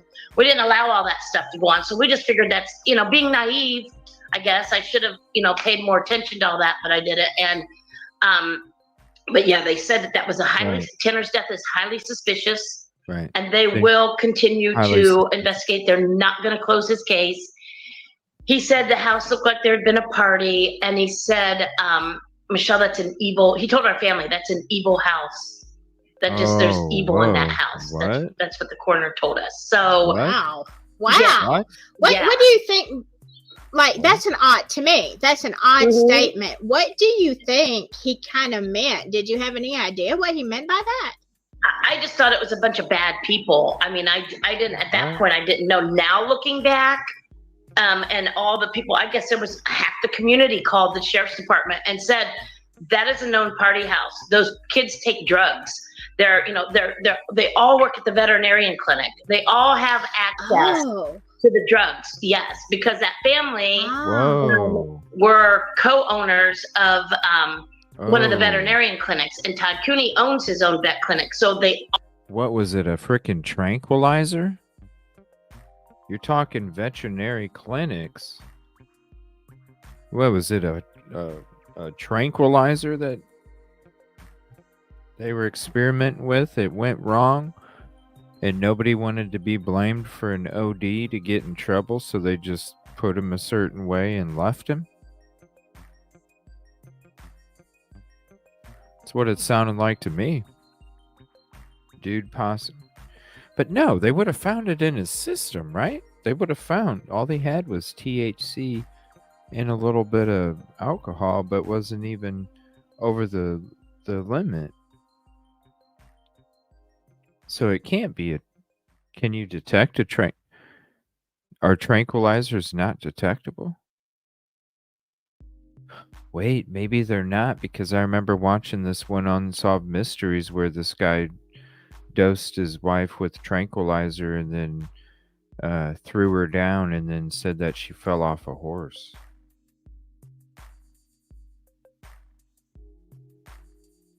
I wonder. I don't think some are. Yeah, she's saying they all had access. and Todd Cooney owns his own vet clinic, so they all worked in the vet clinic. They all they would sweep or clean or help out on weekends. So all of those kids Everybody in that house had access to Wow. veterinarian drugs. Every single one of them. Wow, so it was tranquilizer. Okay. All right. Mhm. This picture is becoming more clear. In one of the papers that I've got, that he said this was an open investigation, like he wasn't closing it out and So show ruling this some anything. love here. I guess what was the thing that started sending the alarm bells off past the text and calls? That Okay. Okay. So I just kept asking, why was a veterinarian called? Because Tommy is the kid who called us, which is Tanner's very best friend. And his dad was out at that house the night before. And we found out that morning that he had lawyered up. And, he had had a past addiction to ketamine. And he lost his license for 7 years to his addiction of ketamine. Whoa. They found him at his house unresponsive. He had to do drug rehab twice. He just got his DA license back like in August of 2011, and Tanner passed in April of 2012. Wow. So he just and so there's a lot. There's drugs that were missing from the clinic. We got the owner actually is the one who contacted me, and I'm not going to jump forward with that yet. Let me just finish that week. Okay. That week, we had a meeting with the coroner, the detective. Oh, I can't wait to have her on. And the She's so pathologist. patient. And they said in all their years combined, they have never seen a perfectly healthy 19-year-old kid just collapse and die for no reason. Wow. And we didn't understand. We're like, white. There's my sister who is a naturopath, a holistic doctor. She kept saying, no, there's got to be something in the system. This is like SIDS. 19-year-old kids don't just lay there and die from SIDS. You tell us what's in his system. There's nothing in his system. We don't have anything. Wow. So then how can you say he just died from positional asphyxia?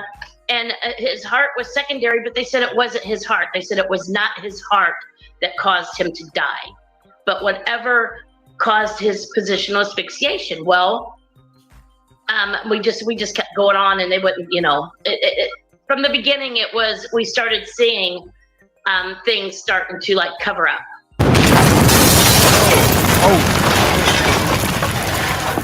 Damn, Silky. Oh, shit. Tell me this. What did the coroner say? Like when, you That was crazy. That's crazy information. This is a March for Tanner. a march? To bring awareness to the facts of the investigation. And go show this some love too to the family. I don't know that many of you know, Michelle had turned in 32 pages of questions and notes about things.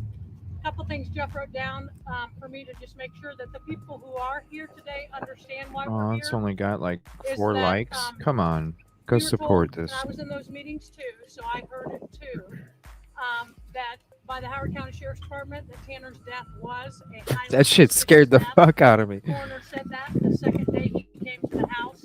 I was in that meeting also, and heard that with my own ears. And so we are here just to peacefully bring awareness to this community, which I think has already started, due to the response. Ooh, the wind.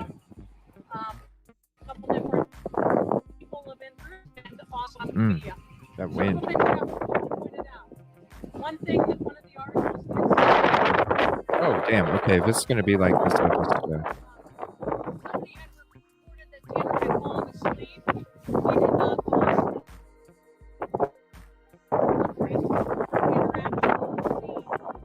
Acting on and fell over. Come on, And one YouTube. of the young gals from that home went over and even took his pulse because she thought something was wrong. That was hours before they found him deceased. Also, his blood alcohol measured 0.06. So it wasn't blood channel sickness. Okay, I don't know if I can do this audio much He had more. had alcohol. They were aware of that. But his blood alcohol for a boy his size was 0.06. It's not even the legal limit. He was not intoxicated. And actually, we were told too. I'm trying. We were told originally from I know you guys are too. at the house the first day the coroner came to talk about the autopsy, and then after that in the police investigation it came up I'm trying. was taken before he had ever passed away by a young gal in that home who was in the basement.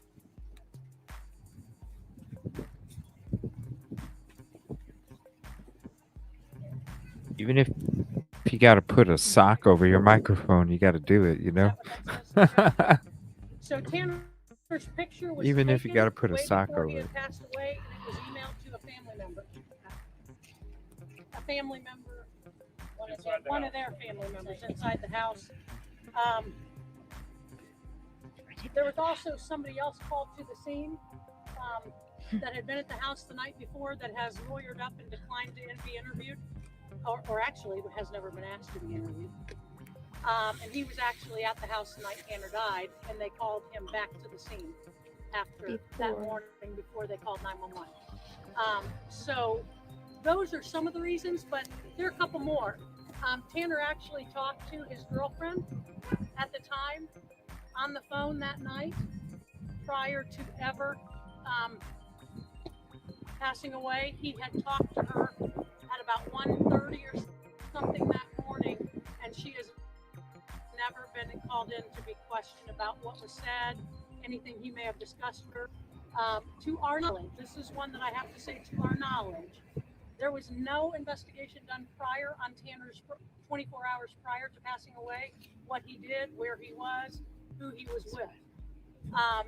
Tanner also had communication with a dear friend who happened to maybe not be there that night, but over the phone he had texted his friend a picture. That young man, the police are aware of that. They never questioned that young man. Family stories are a bit different. They all kind of have the same winding of storyline, but there are some inconsistencies. Oh, the audio. Those were never questioned. They were never brought back in to be questioned. One of which was Tanner and one of the girls from the home, if not two, and a friend of hers went to Dan's Donuts at like midnight or somewhere that evening. They tried to cover it up. But the stories from the home say something different. None of the kids that saw him at Dan's Donuts were questioned. Are not questioned. So the investigation has not thoroughly been investigated, and I think that more than anything has always been Judge Michelle's pride is why some things are not being done. Advocate for the family, I went the 32 questions, went to the prosecutor's office, talked to the prosecutor because we were aware that the prosecutor had looked at the investigation, sent it back to the Okay, I put the link out there in the chat. and nothing to our knowledge has been done since. Not even All right, we're just gonna switch. Somewhere when they found out that That can't be Phil good in or John earbuds. Lieberman or Come on, YouTube. Damn, yo.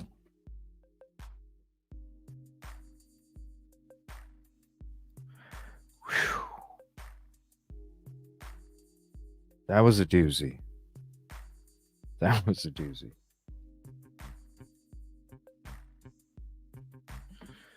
Whoa.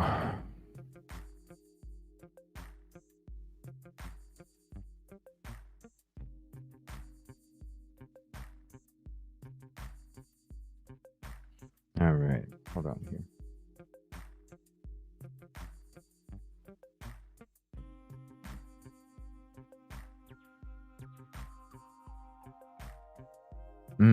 Interesting, a clip of hair.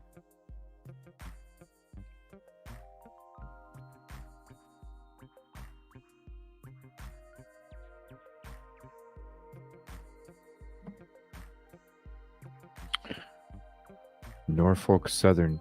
So there's something on Court TV right now. Maybe we'll switch back to the Delphi stuff here. Let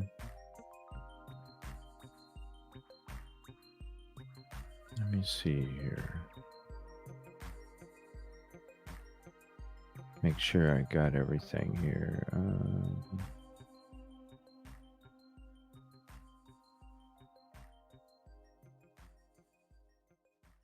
Ooh, I did want to watch this Jules video. quick. Okay, we got to all that other. Yeah, I wanted to watch this real quick too. Then I'm going to see what this court TV thing is. Jewels of all trades. And this is regarding the exculpatory evidence. And I'm wondering if it's her seeing through the window the person jumping down. What's up, Tiffany? How you doing tonight? And then I'm gonna check out that Core TV thing, but I want to check this out real quick, and then we'll switch back to that.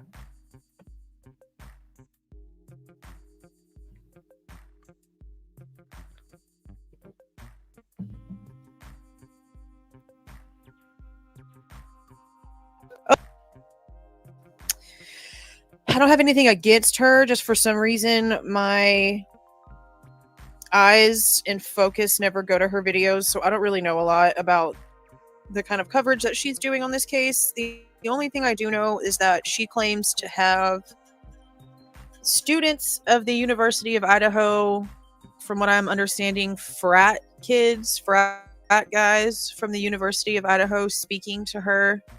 I don't know if they are like Ethan's frat brothers or just a fraternity that she's talking to. I don't know all the ins and outs of that, but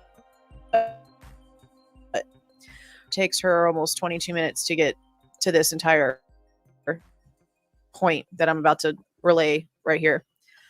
According to what her source-informed information is, the quote-unquote exculpatory evidence that Bethany Funk apparently has to relay right here. I don't know what channel that is.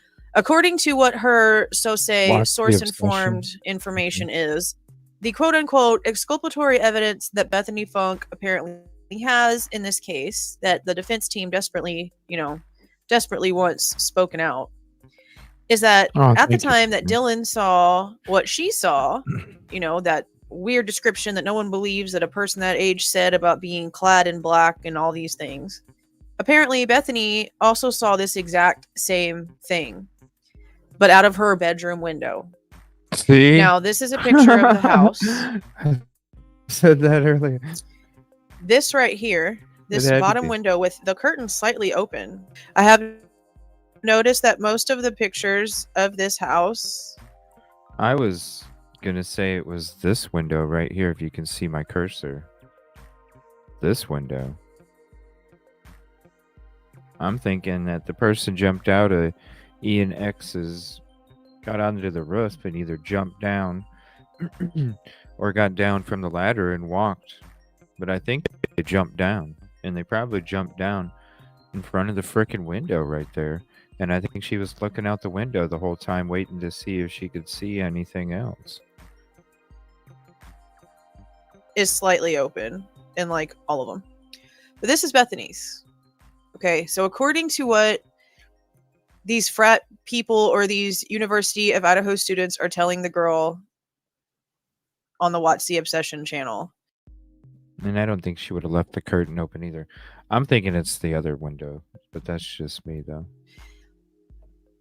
is that the way that Bethany saw this man in black out of her window was as if they were walking around the side of the house to go across the parking area, like towards Queen, which really just towards Queen could literally just mean like this, because this is actually Queen. This is actually Queen. This is not King Road. Honestly, this case is mistakenly, at King Road, but logically and for all the maps, this is Queen that this house is actually on. King is that intercepting road off to the edge. It's all But that fucked doesn't up. make sense to me for multiple reasons. For one, if both of them saw something, I mean, I understand only one thing is needed for PCA. Okay, I get that point. I get it. But if both of them saw the exact same thing, why wouldn't they just go ahead and put that in the PCA? No, I'm saying the window that was looked out of, not whose bedroom it was. I'm saying the window that was looked out of. That's what I'm saying. Or why wouldn't they have just said that from the beginning with as secretive as they were trying to be about the roommates? Why wouldn't they have just said both of them woke up, something woke them both up, and they both saw the exact same description of a person? Why wouldn't they have just said that? And another thing that's weird to me is that according to the way that the PCA is written, Well, at first, you saw the press conference of Fry saying that neither one of them were witnesses. The reporter was asking Fry, were they witnesses? And he said no, but they were there. We saw the press conference a little bit ago where Fry was stating that. I don't know. It's all, and then all of a sudden DM is the statement on the PCA, So it's all jacked up. and again, you can only take that with so much salt. Up until his arrest, they had still not figured out the entrance and exits that were taken. Now, they could have at this point. I don't know. They haven't given any new information at all since Brian's arrest. But they had no idea which direction the assailant came in or out of the house. Because, again, I've said this, I don't even know how many times. The canines found no blood trail outside of the home, which made it extremely difficult for the police to be able to figure out the ins and outs. And also, from what we're understanding, there's nothing that leads in between the crime scenes inside of the house either, which makes it even more difficult for them to have figured out the way this person or persons came in and out this house. But the PCA Thank you, Stacy. is making it seem as if the way that Dylan saw the person walking across her door would mean that the person would have exited the house towards the back here, where the back slider is. Okay, this way. So why would you take the back slider to come right back in front of the house? Why wouldn't you have just tried to go in? Again, and that's why I think whether they came down from the roof or they came from the side of the house, that's why I'm saying I'm not saying whose bedroom's what. I'm saying I feel like that's the window that BF looked out of. Because you're going to have the closest... Listen, if you're looking outside, right? Just think about it. Put yourself in that first floor, okay? Think about it. You hear some shit going on. You know that there's a walkway coming from this side of the house. There's not one coming from the other side of the house. So to get the closest view picture of the person that is leaving the scene of the crime, you're going to think that they're going to be walking right where that car is sitting. So it doesn't matter whose bedroom it is. That's why I feel BF went to this window.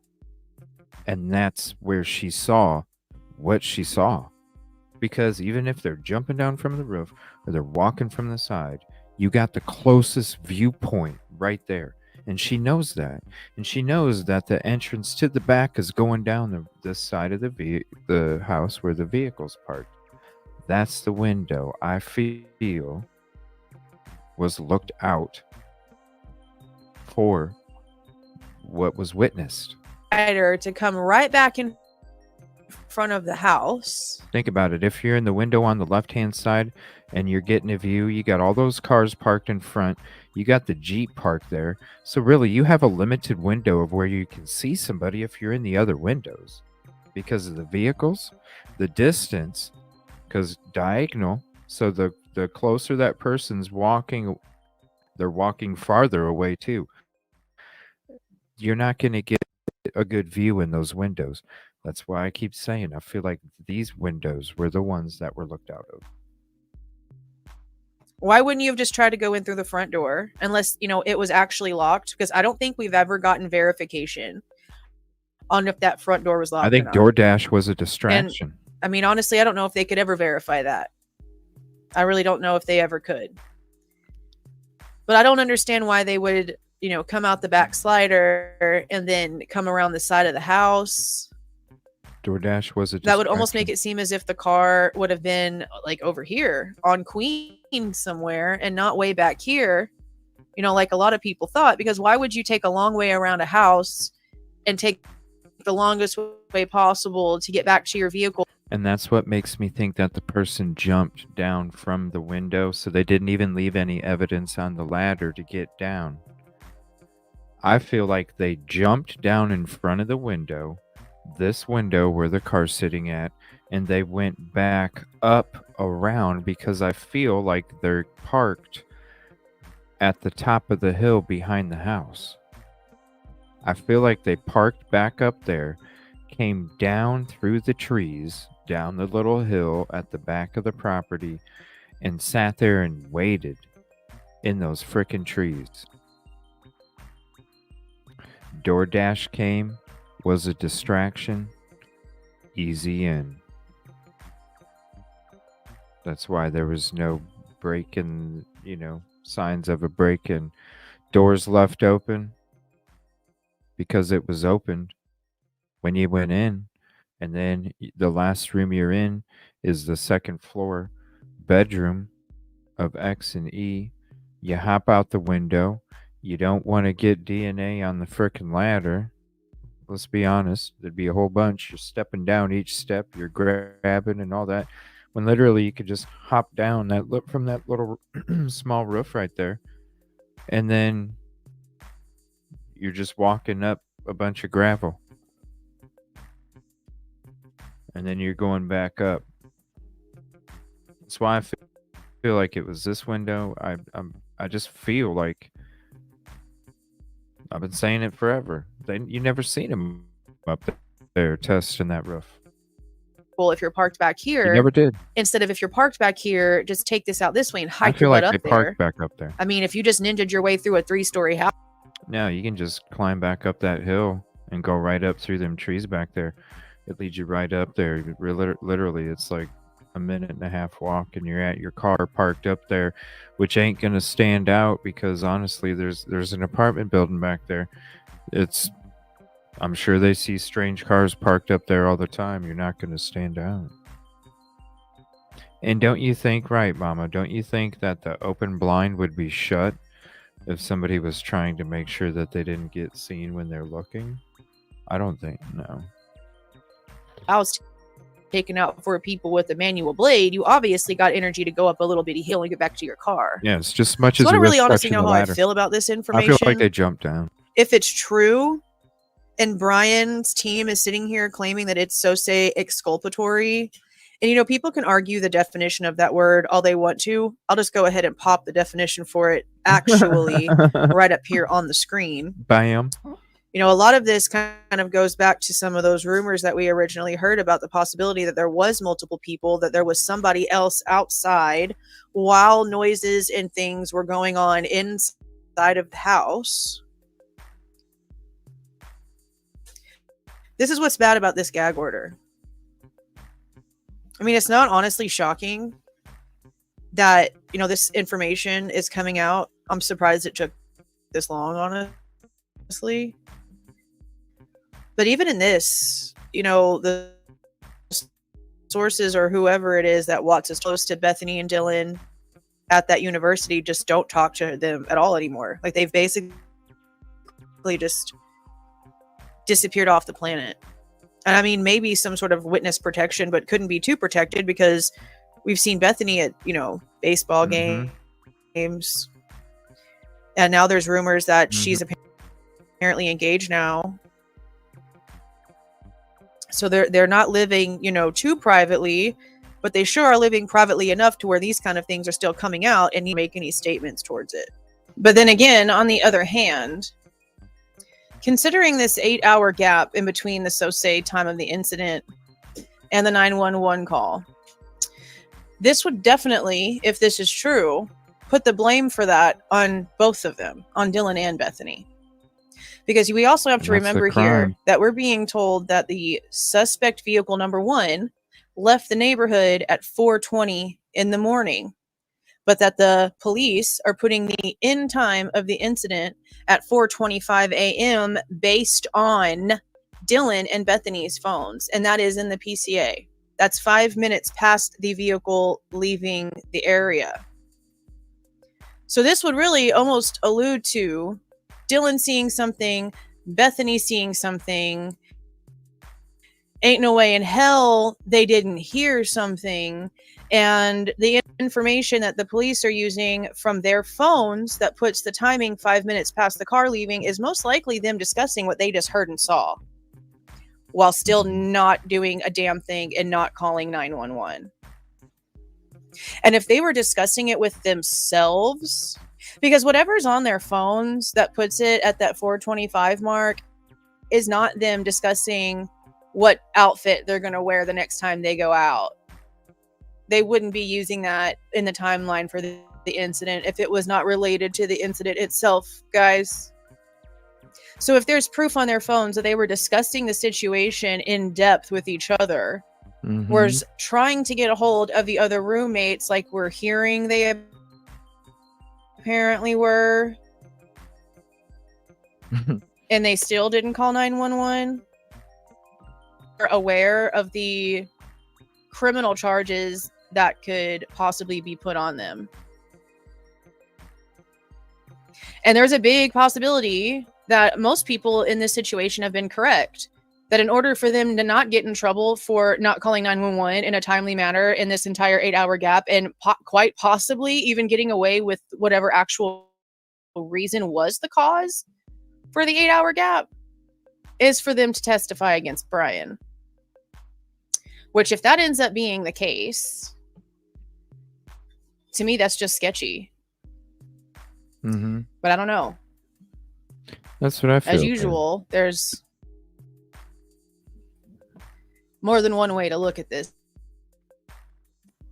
That's so what, legitimacy to this, possibly. Have you guys heard this already? Have you guys watched this video already? I just don't know why, if this is true, this wouldn't have already come out.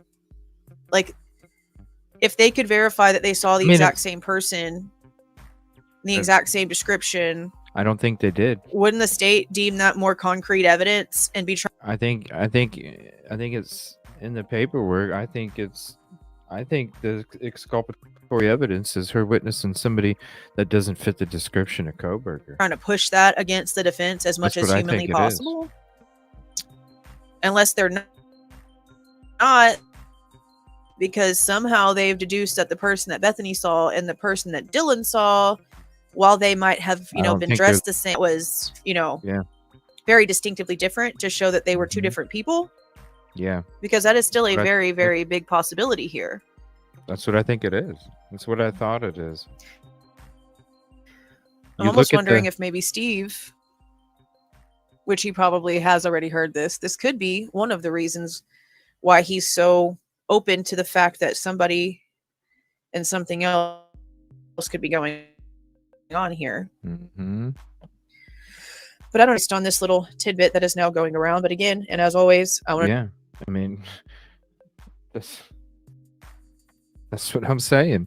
It's a description. Saying it. It's a description that doesn't match Koberger's description. That's why it wasn't put in the frickin' PCA. And that's why I've been saying for months, if this is the kind of effort that they've given these victims where they haven't explored these other frickin' possibilities, it's bullshit. It's bullshit.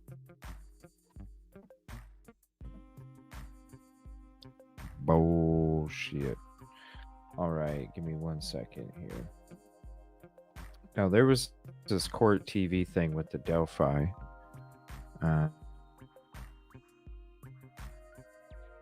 Where was it?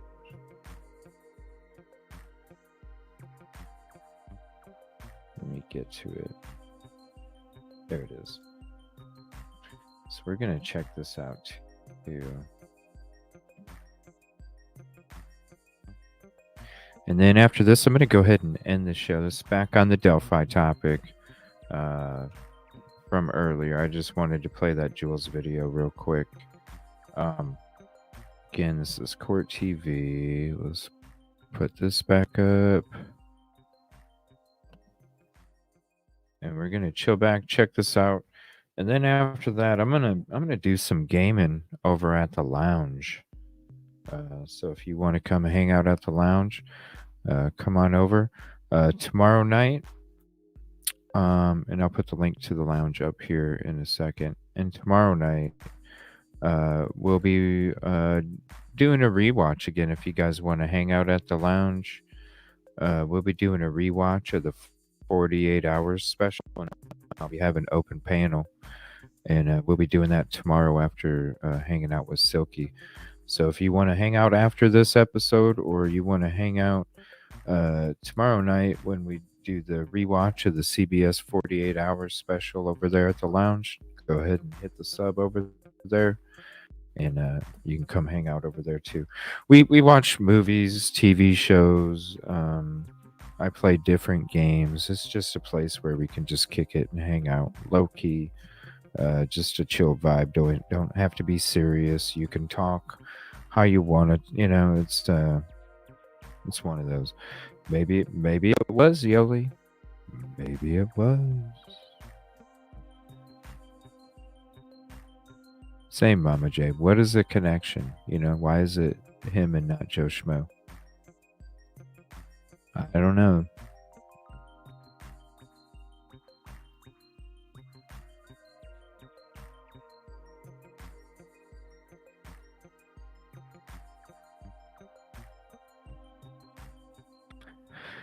Might ocean waves?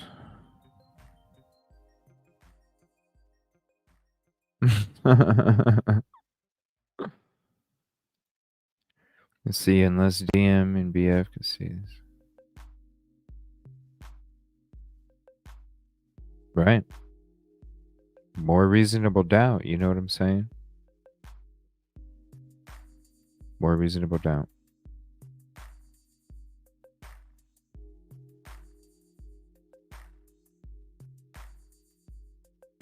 Yeah, there's shit ton of rumors in the beginning. Shit tons.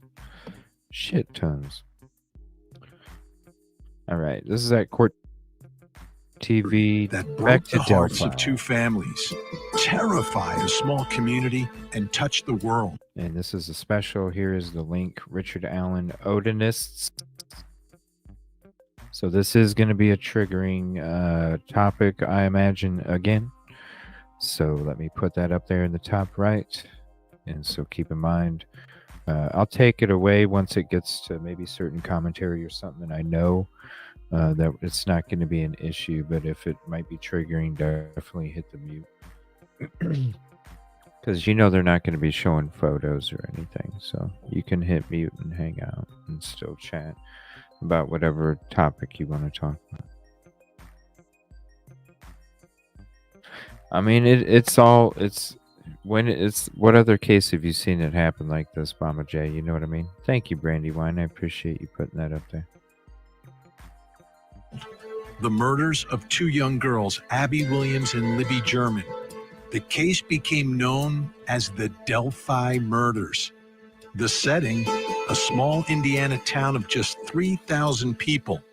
On February 13th, 2017, Libby and Abby went hiking. The two teenagers were good friends and had the day off from school. The weather was unseasonably warm, but when Libby and Abby did not show up when they were supposed to get picked up, their families began to worry, and they began to search.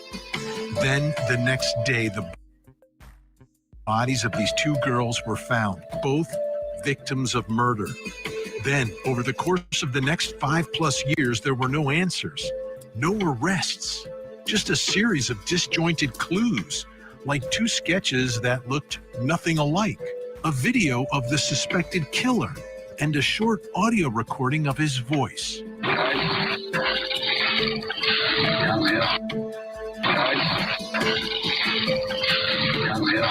Then things got even stranger when police said they were looking for anyone connected to an Anthony Schatz social media account, which was not connected to the male model in the photos, but connected to this man who was arrested for child porn. Then came the arrest of Richard Allen for the murders of the girls, someone who was not on anyone's radar. Now tonight, for the very first time, we get some insight into Allen's defense and what he says really happened to Abby and Libby? A ritualistic killing committed by members of a paganistic religious cult. Tonight, we take a look at this unexpected, shocking twist as we continue to investigate the Delphi murders. I'm Vinny Politan. Thank you so much for joining us tonight. This next hour, totally unexpected, completely out of left field. Really? Something no one here at Court TV, no one on this program was anticipating. Today, for the first time, getting some more of the details associated with the murders of Abby and Libby. Oh, I'm trying to like fix it. Let's so it remember, doesn't this block case my went name. unsolved for 5 years. More than 5 years. And it was heartbreaking, but it was frustrating. It seemed like this was a case that could be solved. Small town, not a lot of people in and out of the area where these murders took place. You had some witnesses who saw things. You had evidence that was left at the scene. You had people who... I don't think they're necessarily saying there was a link between, just that Keegan was the owner of the account that they were messaging. But they never officially said there was a connection. Everything is speculation until it's proven in a court, or you get court documents, or you get some kind of documents to show that it's, proof. But everything else is just speculation. were there, and people who said that they were there. But it took more than 5 years. Now, they investigated several different theories here, They done because slipped up today. anytime you look at this case, there's very suspicious people with some connection to these two girls, including a child pornographer. You've got another man who's got a questionable past. His property is close to where everything is found, but lies about where he was on the day and the times of the murders. So you had things that seemed like obvious places to go, but it was frustrating, but it was confusing at the same time, because then we had a video of the actual killer, but they couldn't. And then they had sketches. Well, if you have a video of the killer, why do you need sketches? And then there were two sketches, and they looked nothing alike. And then all this hubbub about some social media profile. As far as I know, but I don't cover the case that much, Mama J. But as far as I know, they never said there was a specific connection between the two. That they were very interested in, and none of it made any sense. There was no connecting the dots to all these things, but it seemed like there was a lot of information, enough to solve the case. And then Richard Allen appears on the scene. And all of us who've been covering this case, and Right after Richard Allen was busted, there was a huge ring up there in Indianapolis, South Indy, I think. It was like 30-some people. And I think there's a whole bunch that keep getting busted up around that area too.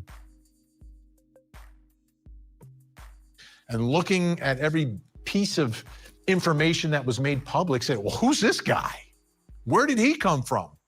Apparently the local CVS. Well, that's what he looks like. But then we as we went through the pages of some of the affidavits. That's what he looked like back then, but he don't look like that now. Was there that day. He definitely don't look like that now. A member of, I guess it was law enforcement. It wasn't necessarily the people who were investigating the crime, but somebody connected to the park system, that he was there that day. Like immediately said he was there. And then you look at him and He told a conservation officer is who he told. then you look at the guy in the bridge and you say, well, kind of the same build. maybe we should follow up with this guy. But they didn't until they took another look at the file after 5 years and then said, oh, maybe we need to look at this guy again. And then connected him allegedly to the scene through ballistics, an unshot casing that came out that's found at the scene, a bullet that's found at the scene that they can connect to a gun that he owns. That's how they're going to connect him. Plus eyewitness testimony, plus the video on the bridge. That's how they're going to try to prove that he's the one that did it. But today, like I said, unexpected, out of left field, 130 pages worth of information in just one of the filings that was released publicly before it was then subsequently sealed from the defense. And the defense is laying out all the information. And the headline in all of this, which we're going to deal with first, is that they are pointing the finger in a very specific direction as to who's responsible for this, and it's not Richard Allen. It's some sort of a religious sect/cult that follow Odinism. And it was a sacrifice. Wow. And they also released in the 130 pages, and we'll go through some of it tonight, what the scene was described like. Oh, wow. And they submitted pictures, but those have not been released publicly. But they describe what happened to Abby and Libby and how their bodies were found. And the description does seem very ritualistic. And we had heard murmurs about that. But now, for the first time, the defense in their motion. Yeah, it was supposed to be sealed, and they didn't have it sealed. And so it was released to the public for a very short amount of time, and people snagged it up before it's sealed. It's sealed now, but people snagged it up before it got sealed. They fumbleed, and I think that's good, though, because I think that's it's gonna answer a lot of questions to the sleuthers out here.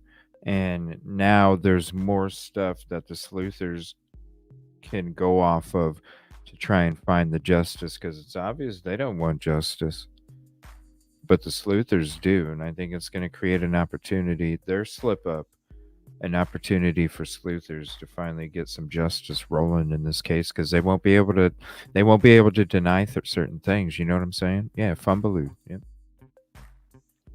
That they filed and the evidence that they're trying to use to support it are calling on all the stuff from the investigation that they say, wait a minute, all of this was happening. There was an investigation It's into 130 this some religious pages, cult you know, or sect and the not people about involved in that. certain specifics, but other parts. And it of was the never crime. followed up. And there's members of law enforcement, 3 specific members of law enforcement who continued down that road and were upset that they weren't following that road. But now here we are. Richard Allen is accused of doing all of this by himself. The defense says he did not. And then they're pointing the finger tonight. So what we're going to do in the next hour is go through some of these allegations. We're going to be on this all week because there's a lot to go through from a lot of different levels. But let's begin with this allegation that this religion has something to do with what happened to Abby and Libby, or everything to do with what happened to Abby and Libby. So this is from the defense motion that they filed in court. Take a look. Yeah, fumbleoos of the month, right? I'll have like my own comedy episode at the end of the month where it's all fumbleoos. Members of a pagan Norse religion called Odinism. Now, this is key, I think. Hijacked by white nationalists. So they're pointing the finger at white nationalists who, according to the defense, hijacked this religion for their own purposes. Odinism. Ritualistically sacrificed Abigail Williams and Liberty German. That is the headline. Odinism is the pagan religion referenced above, and its followers are called Odinites, Odinists are enamored of Viking Nordic culture. Evidence supports that at the crime scene. These murdering Odinites left behind obvious signatures, symbols in the forms of runes. These runes were formed with sticks, fashioned with tree branches, and painted using the blood of Liberty German. This is sick stuff, folks. This is sick.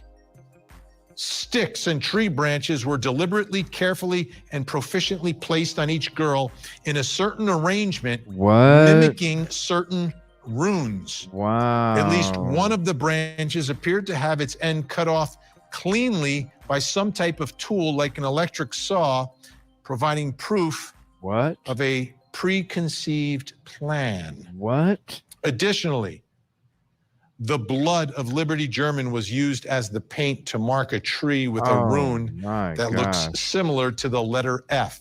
What? With a simple Google search, these runes would be identifiable as one of the many calling cards of this pagan. What the fuck? Is this some Charlie Manson shit? What the fuck?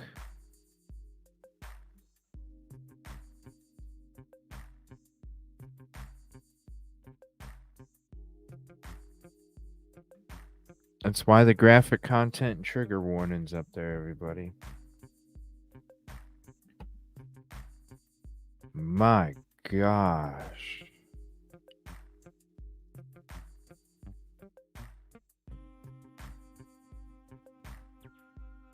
Religious cults.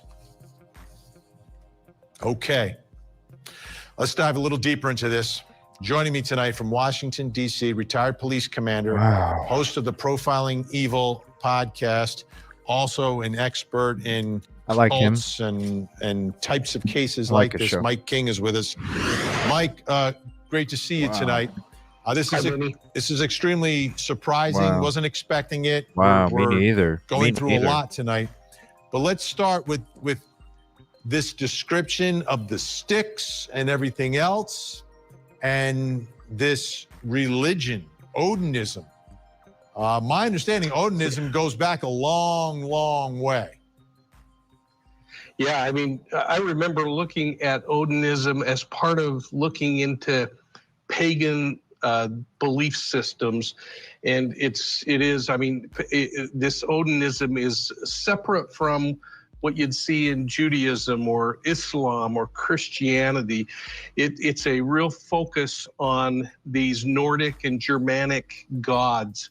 So think, for lack of a better... Well, that's what the trigger warning and the warning graphic content means, is if it is any of it that could possibly be triggering to you, you know, you'll definitely want to hit the mute and come back and see if the top right is gone. We've heard worse, but holy crap. They slipped up. These were supposed to be sealed, and they slipped up. Yeah, I like Mike King too. They slipped up. Example here, think of Marvel Comics, because that Thor, the guy with the big hammer, and his little brother Loki, who caused all the trouble, they were the children of Odin. Their father was Odin, and he is this guy who gave up his eye snap in search of more wisdom and other kinds of things. And so as people look at these different worship systems, you have people that are looking at monotheistic belief systems, like many Christians do, one God out there, or you have polytheistic religious belief systems that look at many gods. And we really came to know this when we were doing the Who Killed King Tut stuff that I worked on with Greg Cooper. And that polytheistic belief system is actually what led to Tut's death. So you can't discount these kinds of things when you hear them, and you really have to dig in and try to understand them. But you also can't go down a rabbit hole without evidence that's supportive of it. Wow. And what we're hearing is some pretty interesting stuff. Yeah, it is. Wow. And the description of Abby and Libby at the scene. I mean, it seems like there was some level of ritualism here. You're using this young girl's blood to paint some sort of a letter, and you're using these what the hell sticks to somehow I don't know, send some sort of symbol or something. It's really bizarre. Let me read the description of Liberty German, because again, this is tough stuff, folks, and it's and really got to be difficult for the families today as well, as they learn all of this. Libby was found at the base of a tree with 4 tree branches of varying sizes intentionally placed in a very specific and arranged pattern. This is the part that's, again, gets even tougher, on her naked. All right. Seriously, if you guys are going to be triggered, you might just want to back out for the rest of the show. After this is over, I'm going to be ending the show anyway, and I'm going to be hanging out at the lounge. So if you still want to hang out tonight, go sub to the lounge and look for me to be on in about 35 minutes to 40 minutes. Today as well, as they learn all of this. Libby was found at the base of a tree with 4 tree branches of varying sizes intentionally placed in a very specific and arranged pattern. This is the part that's, again, gets even tougher, on her naked body. Libby's right arm was placed along the side of her body. 1 large tree branch had been placed on her left shoulder. This branch was so long that it extended above Libby's head several feet and below her legs for several feet as well. 2 smaller branches formed a V where her legs joined her body near her genitalia, with both sides of the V extending upward towards Libby's head, with 1 branch extending to the left of Libby's head and the other to the right of Libby's head. The last of the 4 branches extended across Libby's body on a line from her right shoulder to her left shoulder. This 4th tree branch was also connected with the other 3 branches and was placed under both branches that formed the V.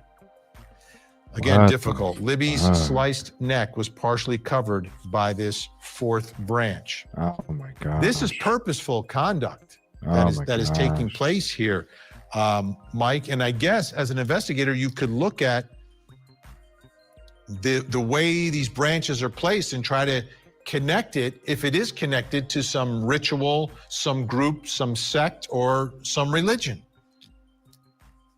Yeah, and I guess the challenge I face in these kinds of things, Vinny, is until we can see, and hopefully we never do, hopefully it's just something that's embedded in that court. So does that bring in question if it really is Richard Allen? What do you guys think? Does that make you wonder if it was a group, which I always thought it was more than one individual, my honest opinion. But do you feel like maybe it wasn't him now?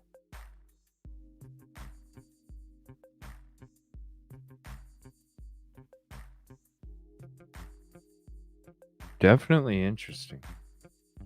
I need to hit up the Delphi OGs and see if we can get together and have a show on it coming up here one night. Have a members only with my OGs that cover this Delphi stuff like crazy.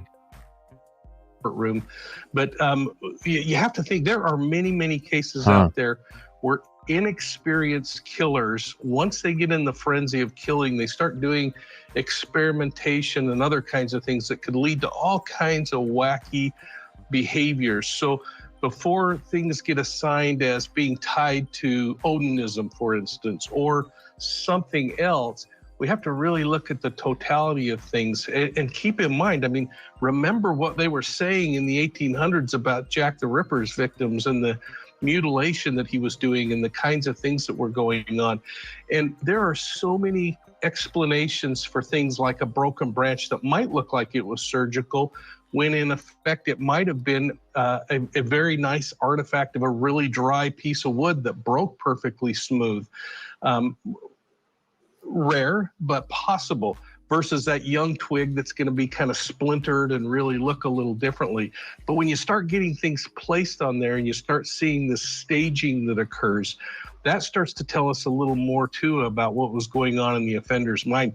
And again, I'm not ready to jump that this is a ritualistic killing versus maybe exploration, but I'm also not willing to discount what we're starting to hear in this thing if they've got truly evidence to back it up and not just theory and supposition.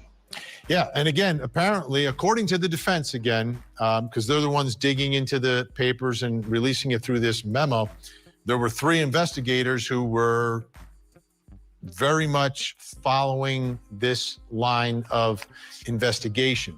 Now, let's take a look at the description of Abby's body. Abby was fully clothed. In fact, and this again, another one of these strange facts, Abby was dressed in Libby's sweatshirt and jeans. No blood appeared on Abby's clothing. Abby was found on her back like Libby. However, unlike Libby, Abby's elbows were bent, with her right and left arms both placed on her chest. Abby's left hand and arm near the left side of her face, and her right hand and arm near the right side of her face. Also, Abby's left leg was straight while her right leg was bent at the knee. Wow. The murderers, according to, again, the defense is saying there's more than one person doing this. The murderers also placed her bent right leg under her left leg. Above Abby's head were smaller sticks that had been placed over her hair, crudely mimicking horns or antlers. Wow.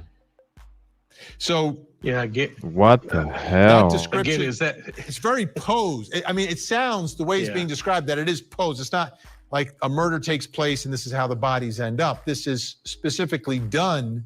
I guess the question is the reason, and is it in fact consistent with anything connected to Odinists or these white nationalists referred to by the defense that have hijacked Odinism?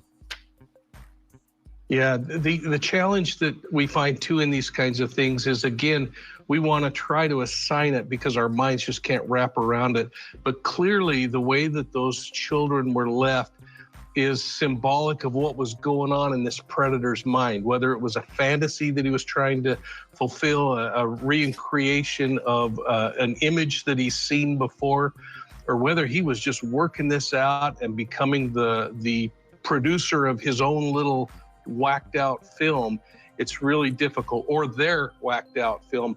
But I think you're really hitting on something, and that is the suggestion that it might be something more in line with a supremacist movement. And we know that they're speaking about in that document this tie to the prison system and to a really rough culture and other kinds of things. And this is going to really require bringing the two sides together to sort this out. And frankly, if they've got evidence, then the prosecution's going to have to say, hey, this is why investigators excluded it and moved on.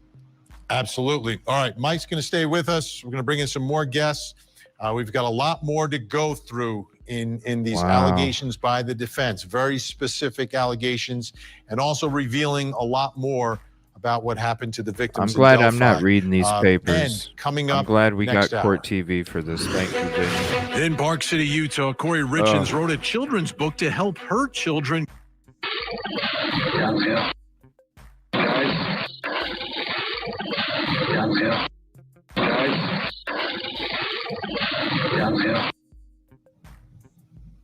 That's the voice and an image of the Delphi killer. At least that's what we were led to believe for all these years. That this is the person they were looking for, and prosecutors saying that's Richard Allen. I mean, kind of same build, looks like him a little bit. I mean, it's not a super specific shot, but there's more video and audio that investigators have. But now the defense has turned everything upside down with what they filed today. Again, not expected Not expected. And they say there's no way one person could have done it, and it wasn't Richard Allen. It was people connected to this Odinism. Take a look. Here's what they are alleging also, that there was a failure to pursue the Odinist links. A particular Odinite from Logansport posted on social media images mimicking the very runes found at the crime scene. A crime scene Thank you, unreleased Timothy. Appreciate and you. unknown to the general public even to this day. So they're saying this person is posting runes, these images, letters, whatever. He was an Odinite whose son had been dating. What? What?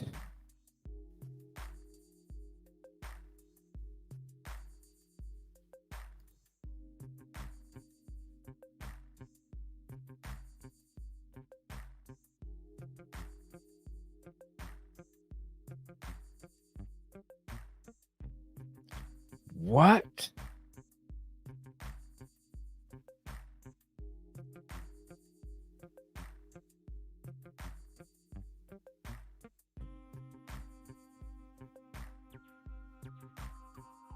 This was a lead that they never followed up on? Are you freaking serious? This was a lead that they never followed up. This is why fumbaloos are good. Because shit like this don't end up getting sealed and you go, what the fuck? This is what I'm talking about.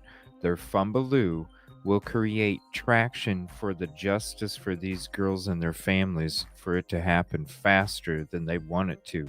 Look at this shit. They did not pursue this?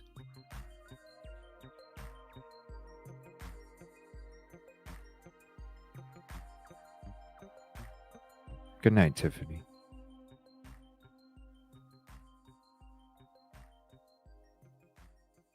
Yeah, we've been going into it too, Kay. I didn't know she was live. She was talking about doing a show tomorrow night.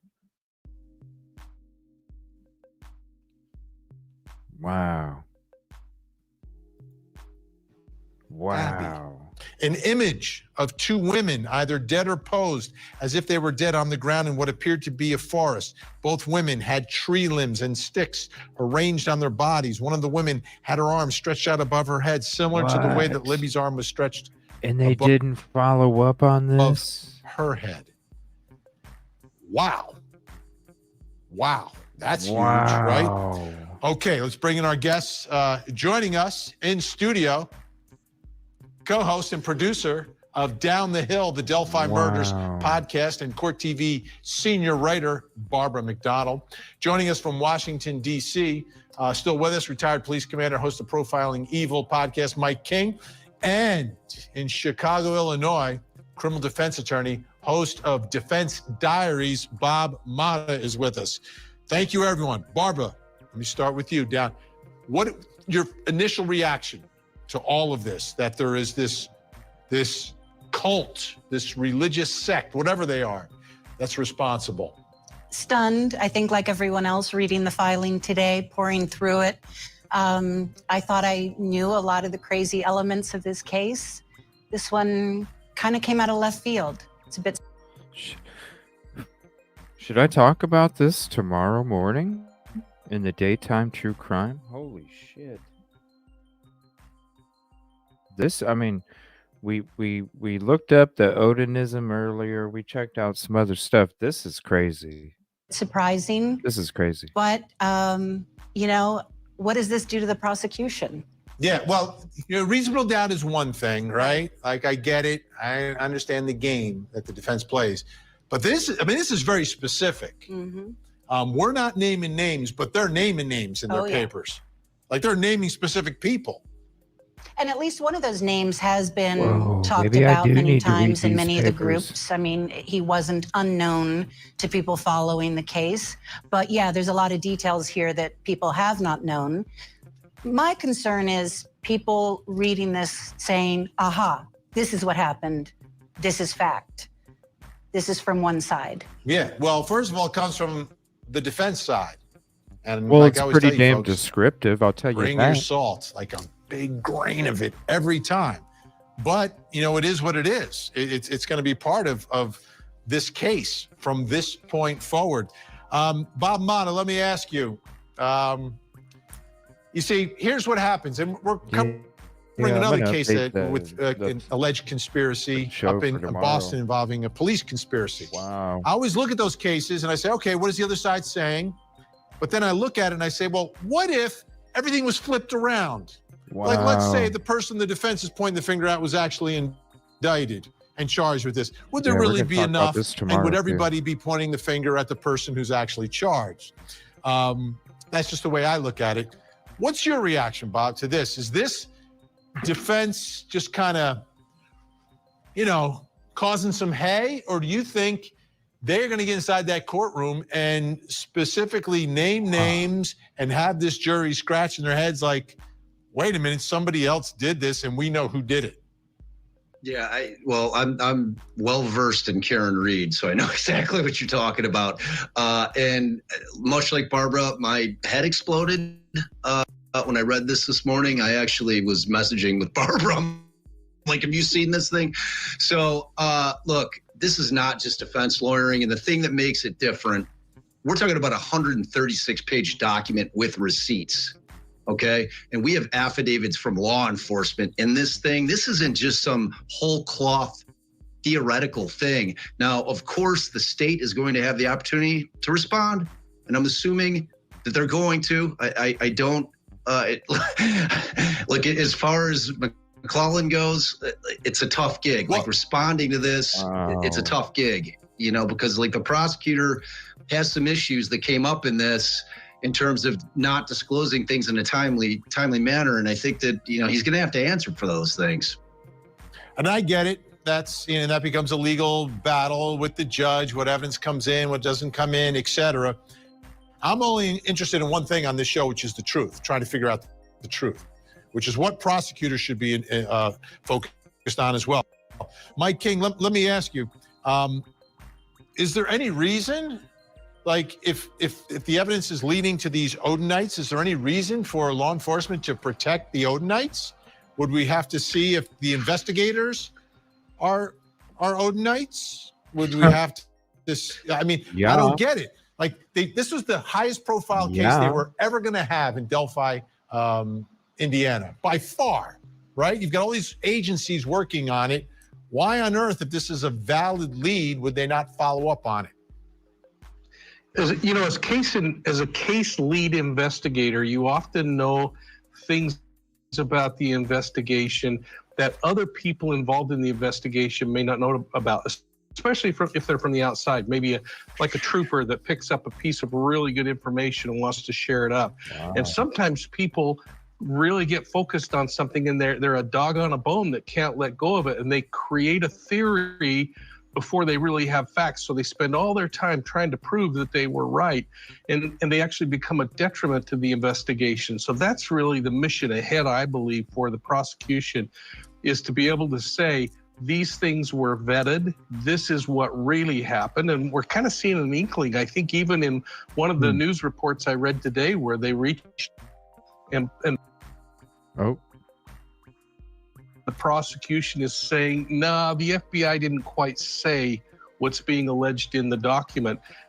Heck, I don't know, Vinny, but all I know is that this is really good that it's coming out, and that their hand is being forced to say, we looked at it, and here's why it was excluded. Right. And if you got to look into their backgrounds to say, hey, they're not Odinist, or they're not part of this conspiracy, by golly, you got to do it.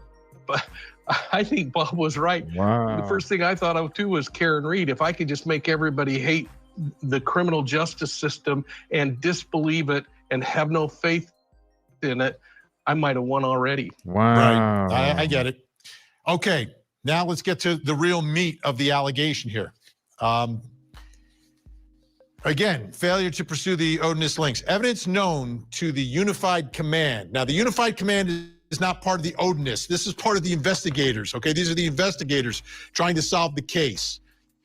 Included the fact that fellow Odinites, blank and blank, we're not naming names, were close friends as late as January 21st, 2017. However, that friendship ended very abruptly in February of 2017. The schism in their friendship resulted from a fight that occurred between blank and blank in February of 2017, where he and blank were in the woods near a river conducting a ritual.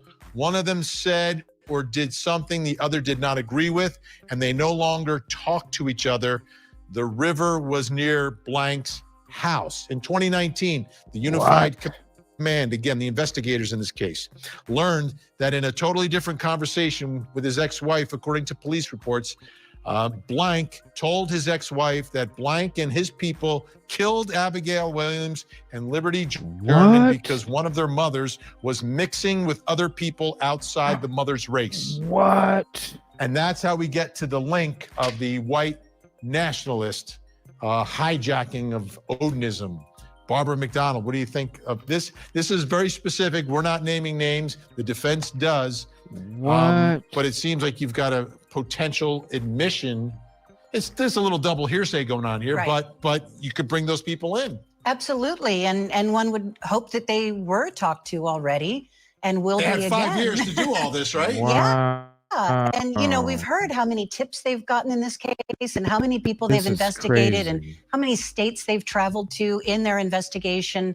I certainly hope that they have something to say about this. This case, it going just up sort there. of feels like it's jumped the Delphi's shark right a bit next at to this point. Flora. Okay. Bob, to me, Wow. this is someone, Wow. some form of an admission here, right? This is an admission to the ex-wife that blank and his people committed this murder. How does that evidence come in? Like, who has to testify to that? Because that would be more than reasonable doubt in this case. No question. Well, they're going to have to call in the ex, and they're going to have to get it in, and it's going to be a statement against interest. I mean, it's going to fall within the hearsay exception. If he said it to her, it is double hearsay. But you know, if it's a statement against interest in terms of, because the assumption is that he was involved as well, right? So even because it sounds like Well, they're basically naming 4 guys. Can the defense subpoena these 4 people and put them on the stand? Absolutely. So Not that's only what that, should happen, Indiana, right? If they can- believe the Sioux did it, that's what the defense should be. 100%. And on top of that, in Indiana, they can depose them. Like, we don't have that advantage in Illinois in criminal cases to depose witnesses unless there's a death penalty case. Like, I would have the subpoenas out to all of these guys and I would be grilling them. So, I mean, they have that advantage in Indiana. And I'm assuming that the state is not going to be happy about them coming in. But I mean, the defense is going to have to do what they have to do in order to try to flesh this out. You know, I mean, this is 136 pages, Vinny. This is a lot. Yeah. But I and again, Mike, on the front end, this all should have been done, right? Like everything we're talking about doing now should have been done and may have been done. We don't know. We don't know. This is all we have to deal with tonight. I talked about the grain of salt when the defense has the theory, right? No offense, Bob. No offense. Just I was a prosecutor. And this is the way I see the world. Another grain of salt when we have a statement from an ex-spouse. That's crazy. I'm watching Do you trust this the again tomorrow. ex-spouses? Who, me? Mike. I'm sorry, Mike. I was going to Mike on that. I'm sorry, Mike. Oh, no. You know, I mean, it's a mixed bag. And I guess that's where it's going to really have to come out what the motivation I might was be for going doing over it. this video What she's again been like tomorrow. during this period where she's not part of his life. And then whether they can get over the legal challenges of whether she's reliable or not. And, you know, I mean, this part of me that's the investigator, Vinny, goes back to the idea, if these murders were motivated because of a mixed race relationship, I suspect there are a whole lot Thank you more for the mixed sub, race Charcoal. relationships going on in that county and in that part of the country. And why haven't we seen a whole batch of murders happen? And if that was the motivation. So I always kind of go back to well, it's possible, but how probable is it based on what we're learning? Wow. And that always kind of bugs me. I And might be I always going up think there. about It's an right next interview to I had with Flora. Richard Ramirez, if you remember that guy, the Night Stalker. I was sitting with him and I said, Richard, do you really This believe is in nuts. Satanism? And he smiled and he said, that was an afterthought the first time around, but then it became good business. Wow. All right. Everyone stay where you are. That's crazy. Because the plot thickens. Because the allegations aren't just that the killers were practicing Odinism, but also the prison guards. What? What? What? What? On Tuesday, March 3rd, 2020, Sydney killed her best friend, her mother. The shock remains. Odinites who were following,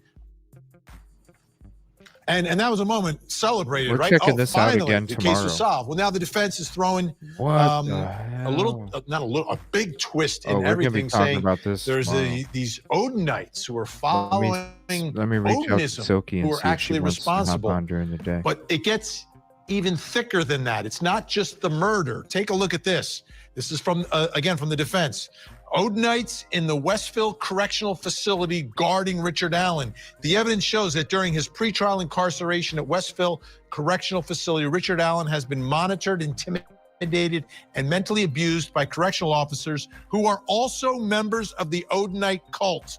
Two of those correction officers boldly wore patches on their Department of Corrections uniforms that proclaimed, "In Odin we trust," along with another patch displaying What symbols the hell? of Odinism.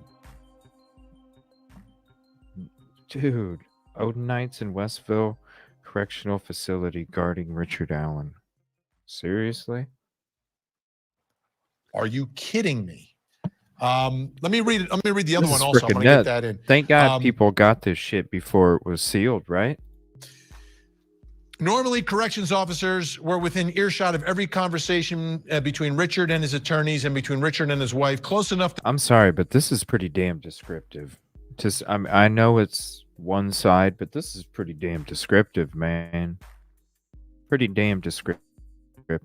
that Richard would have to be worried about any conversation with his attorneys and with his wife being overheard by those corrections officers. Yeah, we'll be going into corrections this officers tomorrow. even Holy required that Richard shit. Allen be positioned facing the window where corrections officers were videotaping the attorney visits with the handheld camcorder. The positioning of Richard Allen's body would allow the Wow. corrections officers to videotape Richard Allen's mouth Yo. as he talked to his attorneys. Richard would therefore not be able to privately discuss anything with his attorneys, such as, this is it, because remember, there's an alleged confession here. The Right. guards are telling me that my wife and family will be killed unless I call my wife and tell her that I killed those girls. What? And they have that as evidence against him. Wow. Barbara McDonald, Mike King, Bob Motta back with us. Bob, what are your thoughts about this? This looks like it's going to be the attack on the confession. It blew my mind. Is there anything normal about videotaping attorney-client meetings? I've never heard of that before. No, and frankly, I was in Delphi in Carroll County courthouse for that hearing. And, because at that point they were trying to get Allen moved out of the facility. Son of a bitch. I need to go to these court hearings up there. Let me know when the next one is. Because he's being I'll be held there. pre-trial, which is very Damn. unusual, in a I need to prison go as to opposed to a jail. His lawyers are trying to get him out. And they ended up, at that hearing, that's when this bombshell about these confessions came out. Man. And obviously, everybody in the courtroom was like, we were like, oh my God, what is happening here? I need to go there. To have this kind of information come out, and I immediately thought, okay, well, what is the context in which the statements were made in terms of the phone call between Richard Allen and his wife? Are they taking things out of context? What was the tone? So this gives us the other side of what was going on with Allen, because they had testimony on there where they admitted that they were using a camcorder, and they were saying it was for the safety of his attorneys and for the guards that were in the room, that they were filming him. So when we see this and then we hear this allegation, which is stunning, crazy. a stunning allegation in terms of these guys wearing patches and being known Odinists, and they're the ones that are guarding this guy. Man, I've never seen anything like it, Vinny. These allegations, if they're going to get fleshed out, are just bombshells. And it's an absolute explanation, in my estimation, and it's going to get vetted. Look, I mean, like you said, this is a defense. come in with emotion, with Right. some incredibly powerful statements that are going to get vetted at a Frank's hearing. And if it turns out to be true, this case is absolutely turned upon its head, because the biggest and strongest evidence that they have right now are those confessions. Right. Yeah, yeah. Barbara, you were out there. And I mean, did you bump into any Odinites? Not that I'm aware of. But I've Was heard, it a thing? I've heard of different groups that perhaps have some off-center beliefs that operate in the area. I've certainly heard that in connection with this case before. What? But I've also heard from a lot of different investigators who've been connected to the case in various ways that that was all vetted and discounted. And discounted. Mike King, we only have about a minute left here. Vetted and discounted? I can't imagine that anyone in uniform is allowed to put patches of anything other than your uniform on there. It should be provable one way or the other. But it seems like it's the attorneys who were saying they saw this. I have to agree with you, Vinny. I was really saddened and shocked if, in fact, they're allowing that to go on a uniform that would be standardized. And I think that's going to be an easy one to either prove or disprove by the other correctional officers, by what the command staff says and what the policy says. But if the defense says, hey, I witnessed it, that's going to be a little challenging for them to get over too. Whoa. Hold on. Here now is Matt Austin and Ginger Gadsden with Florida's 4th Estate. I wasn't trying to play that. Holy shit. Yeah, we're definitely going into that tomorrow night or tomorrow morning for sure. I already did, so I don't know if it changes the link or not for the notification, but here's the new notification for tomorrow's show. Holy frickin' shit.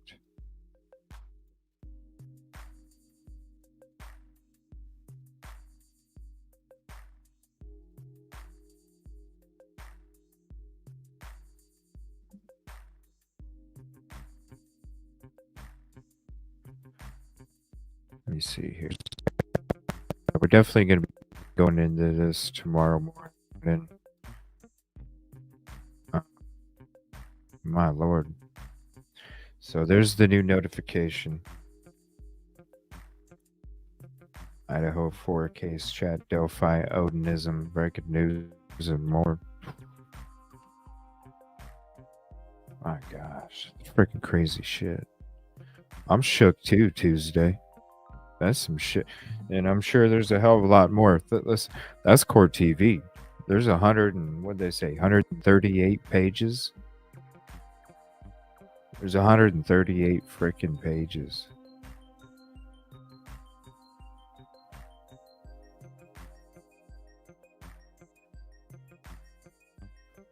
Right, pretty wild if it's true. If it's true. Wow.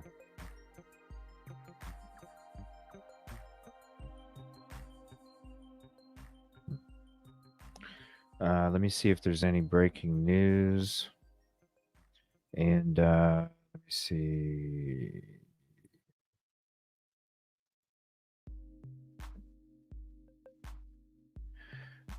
And I'm not going to bed yet.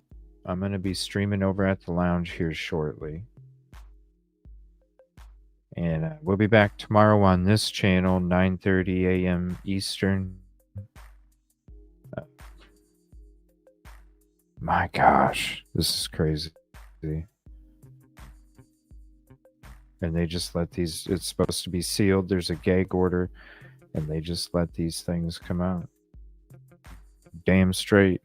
Now, hopefully the right shit starts to happen, and whoever's... Look at that. Can you believe that? Can you believe that? Can you believe that they frickin' didn't even... It wasn't a lead that they didn't need to pursue any further. I mean, what the hell?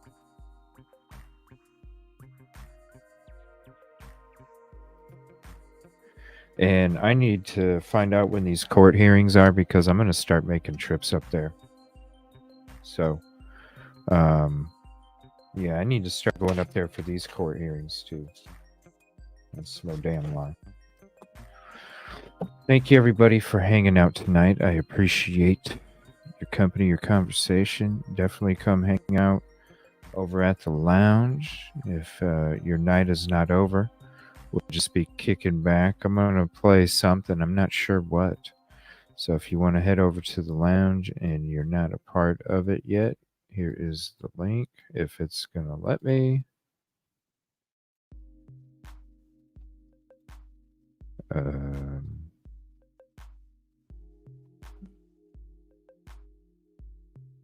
All right, there we go. There's the link for the lounge. Thank you again. Appreciate it. And I still got to do some adjusting on these cameras for the setup. It appears this one's too close now, so I need to readjust that one. Readjust the side one. I think that one's a little bit too close too. But at least we got, let me show them again.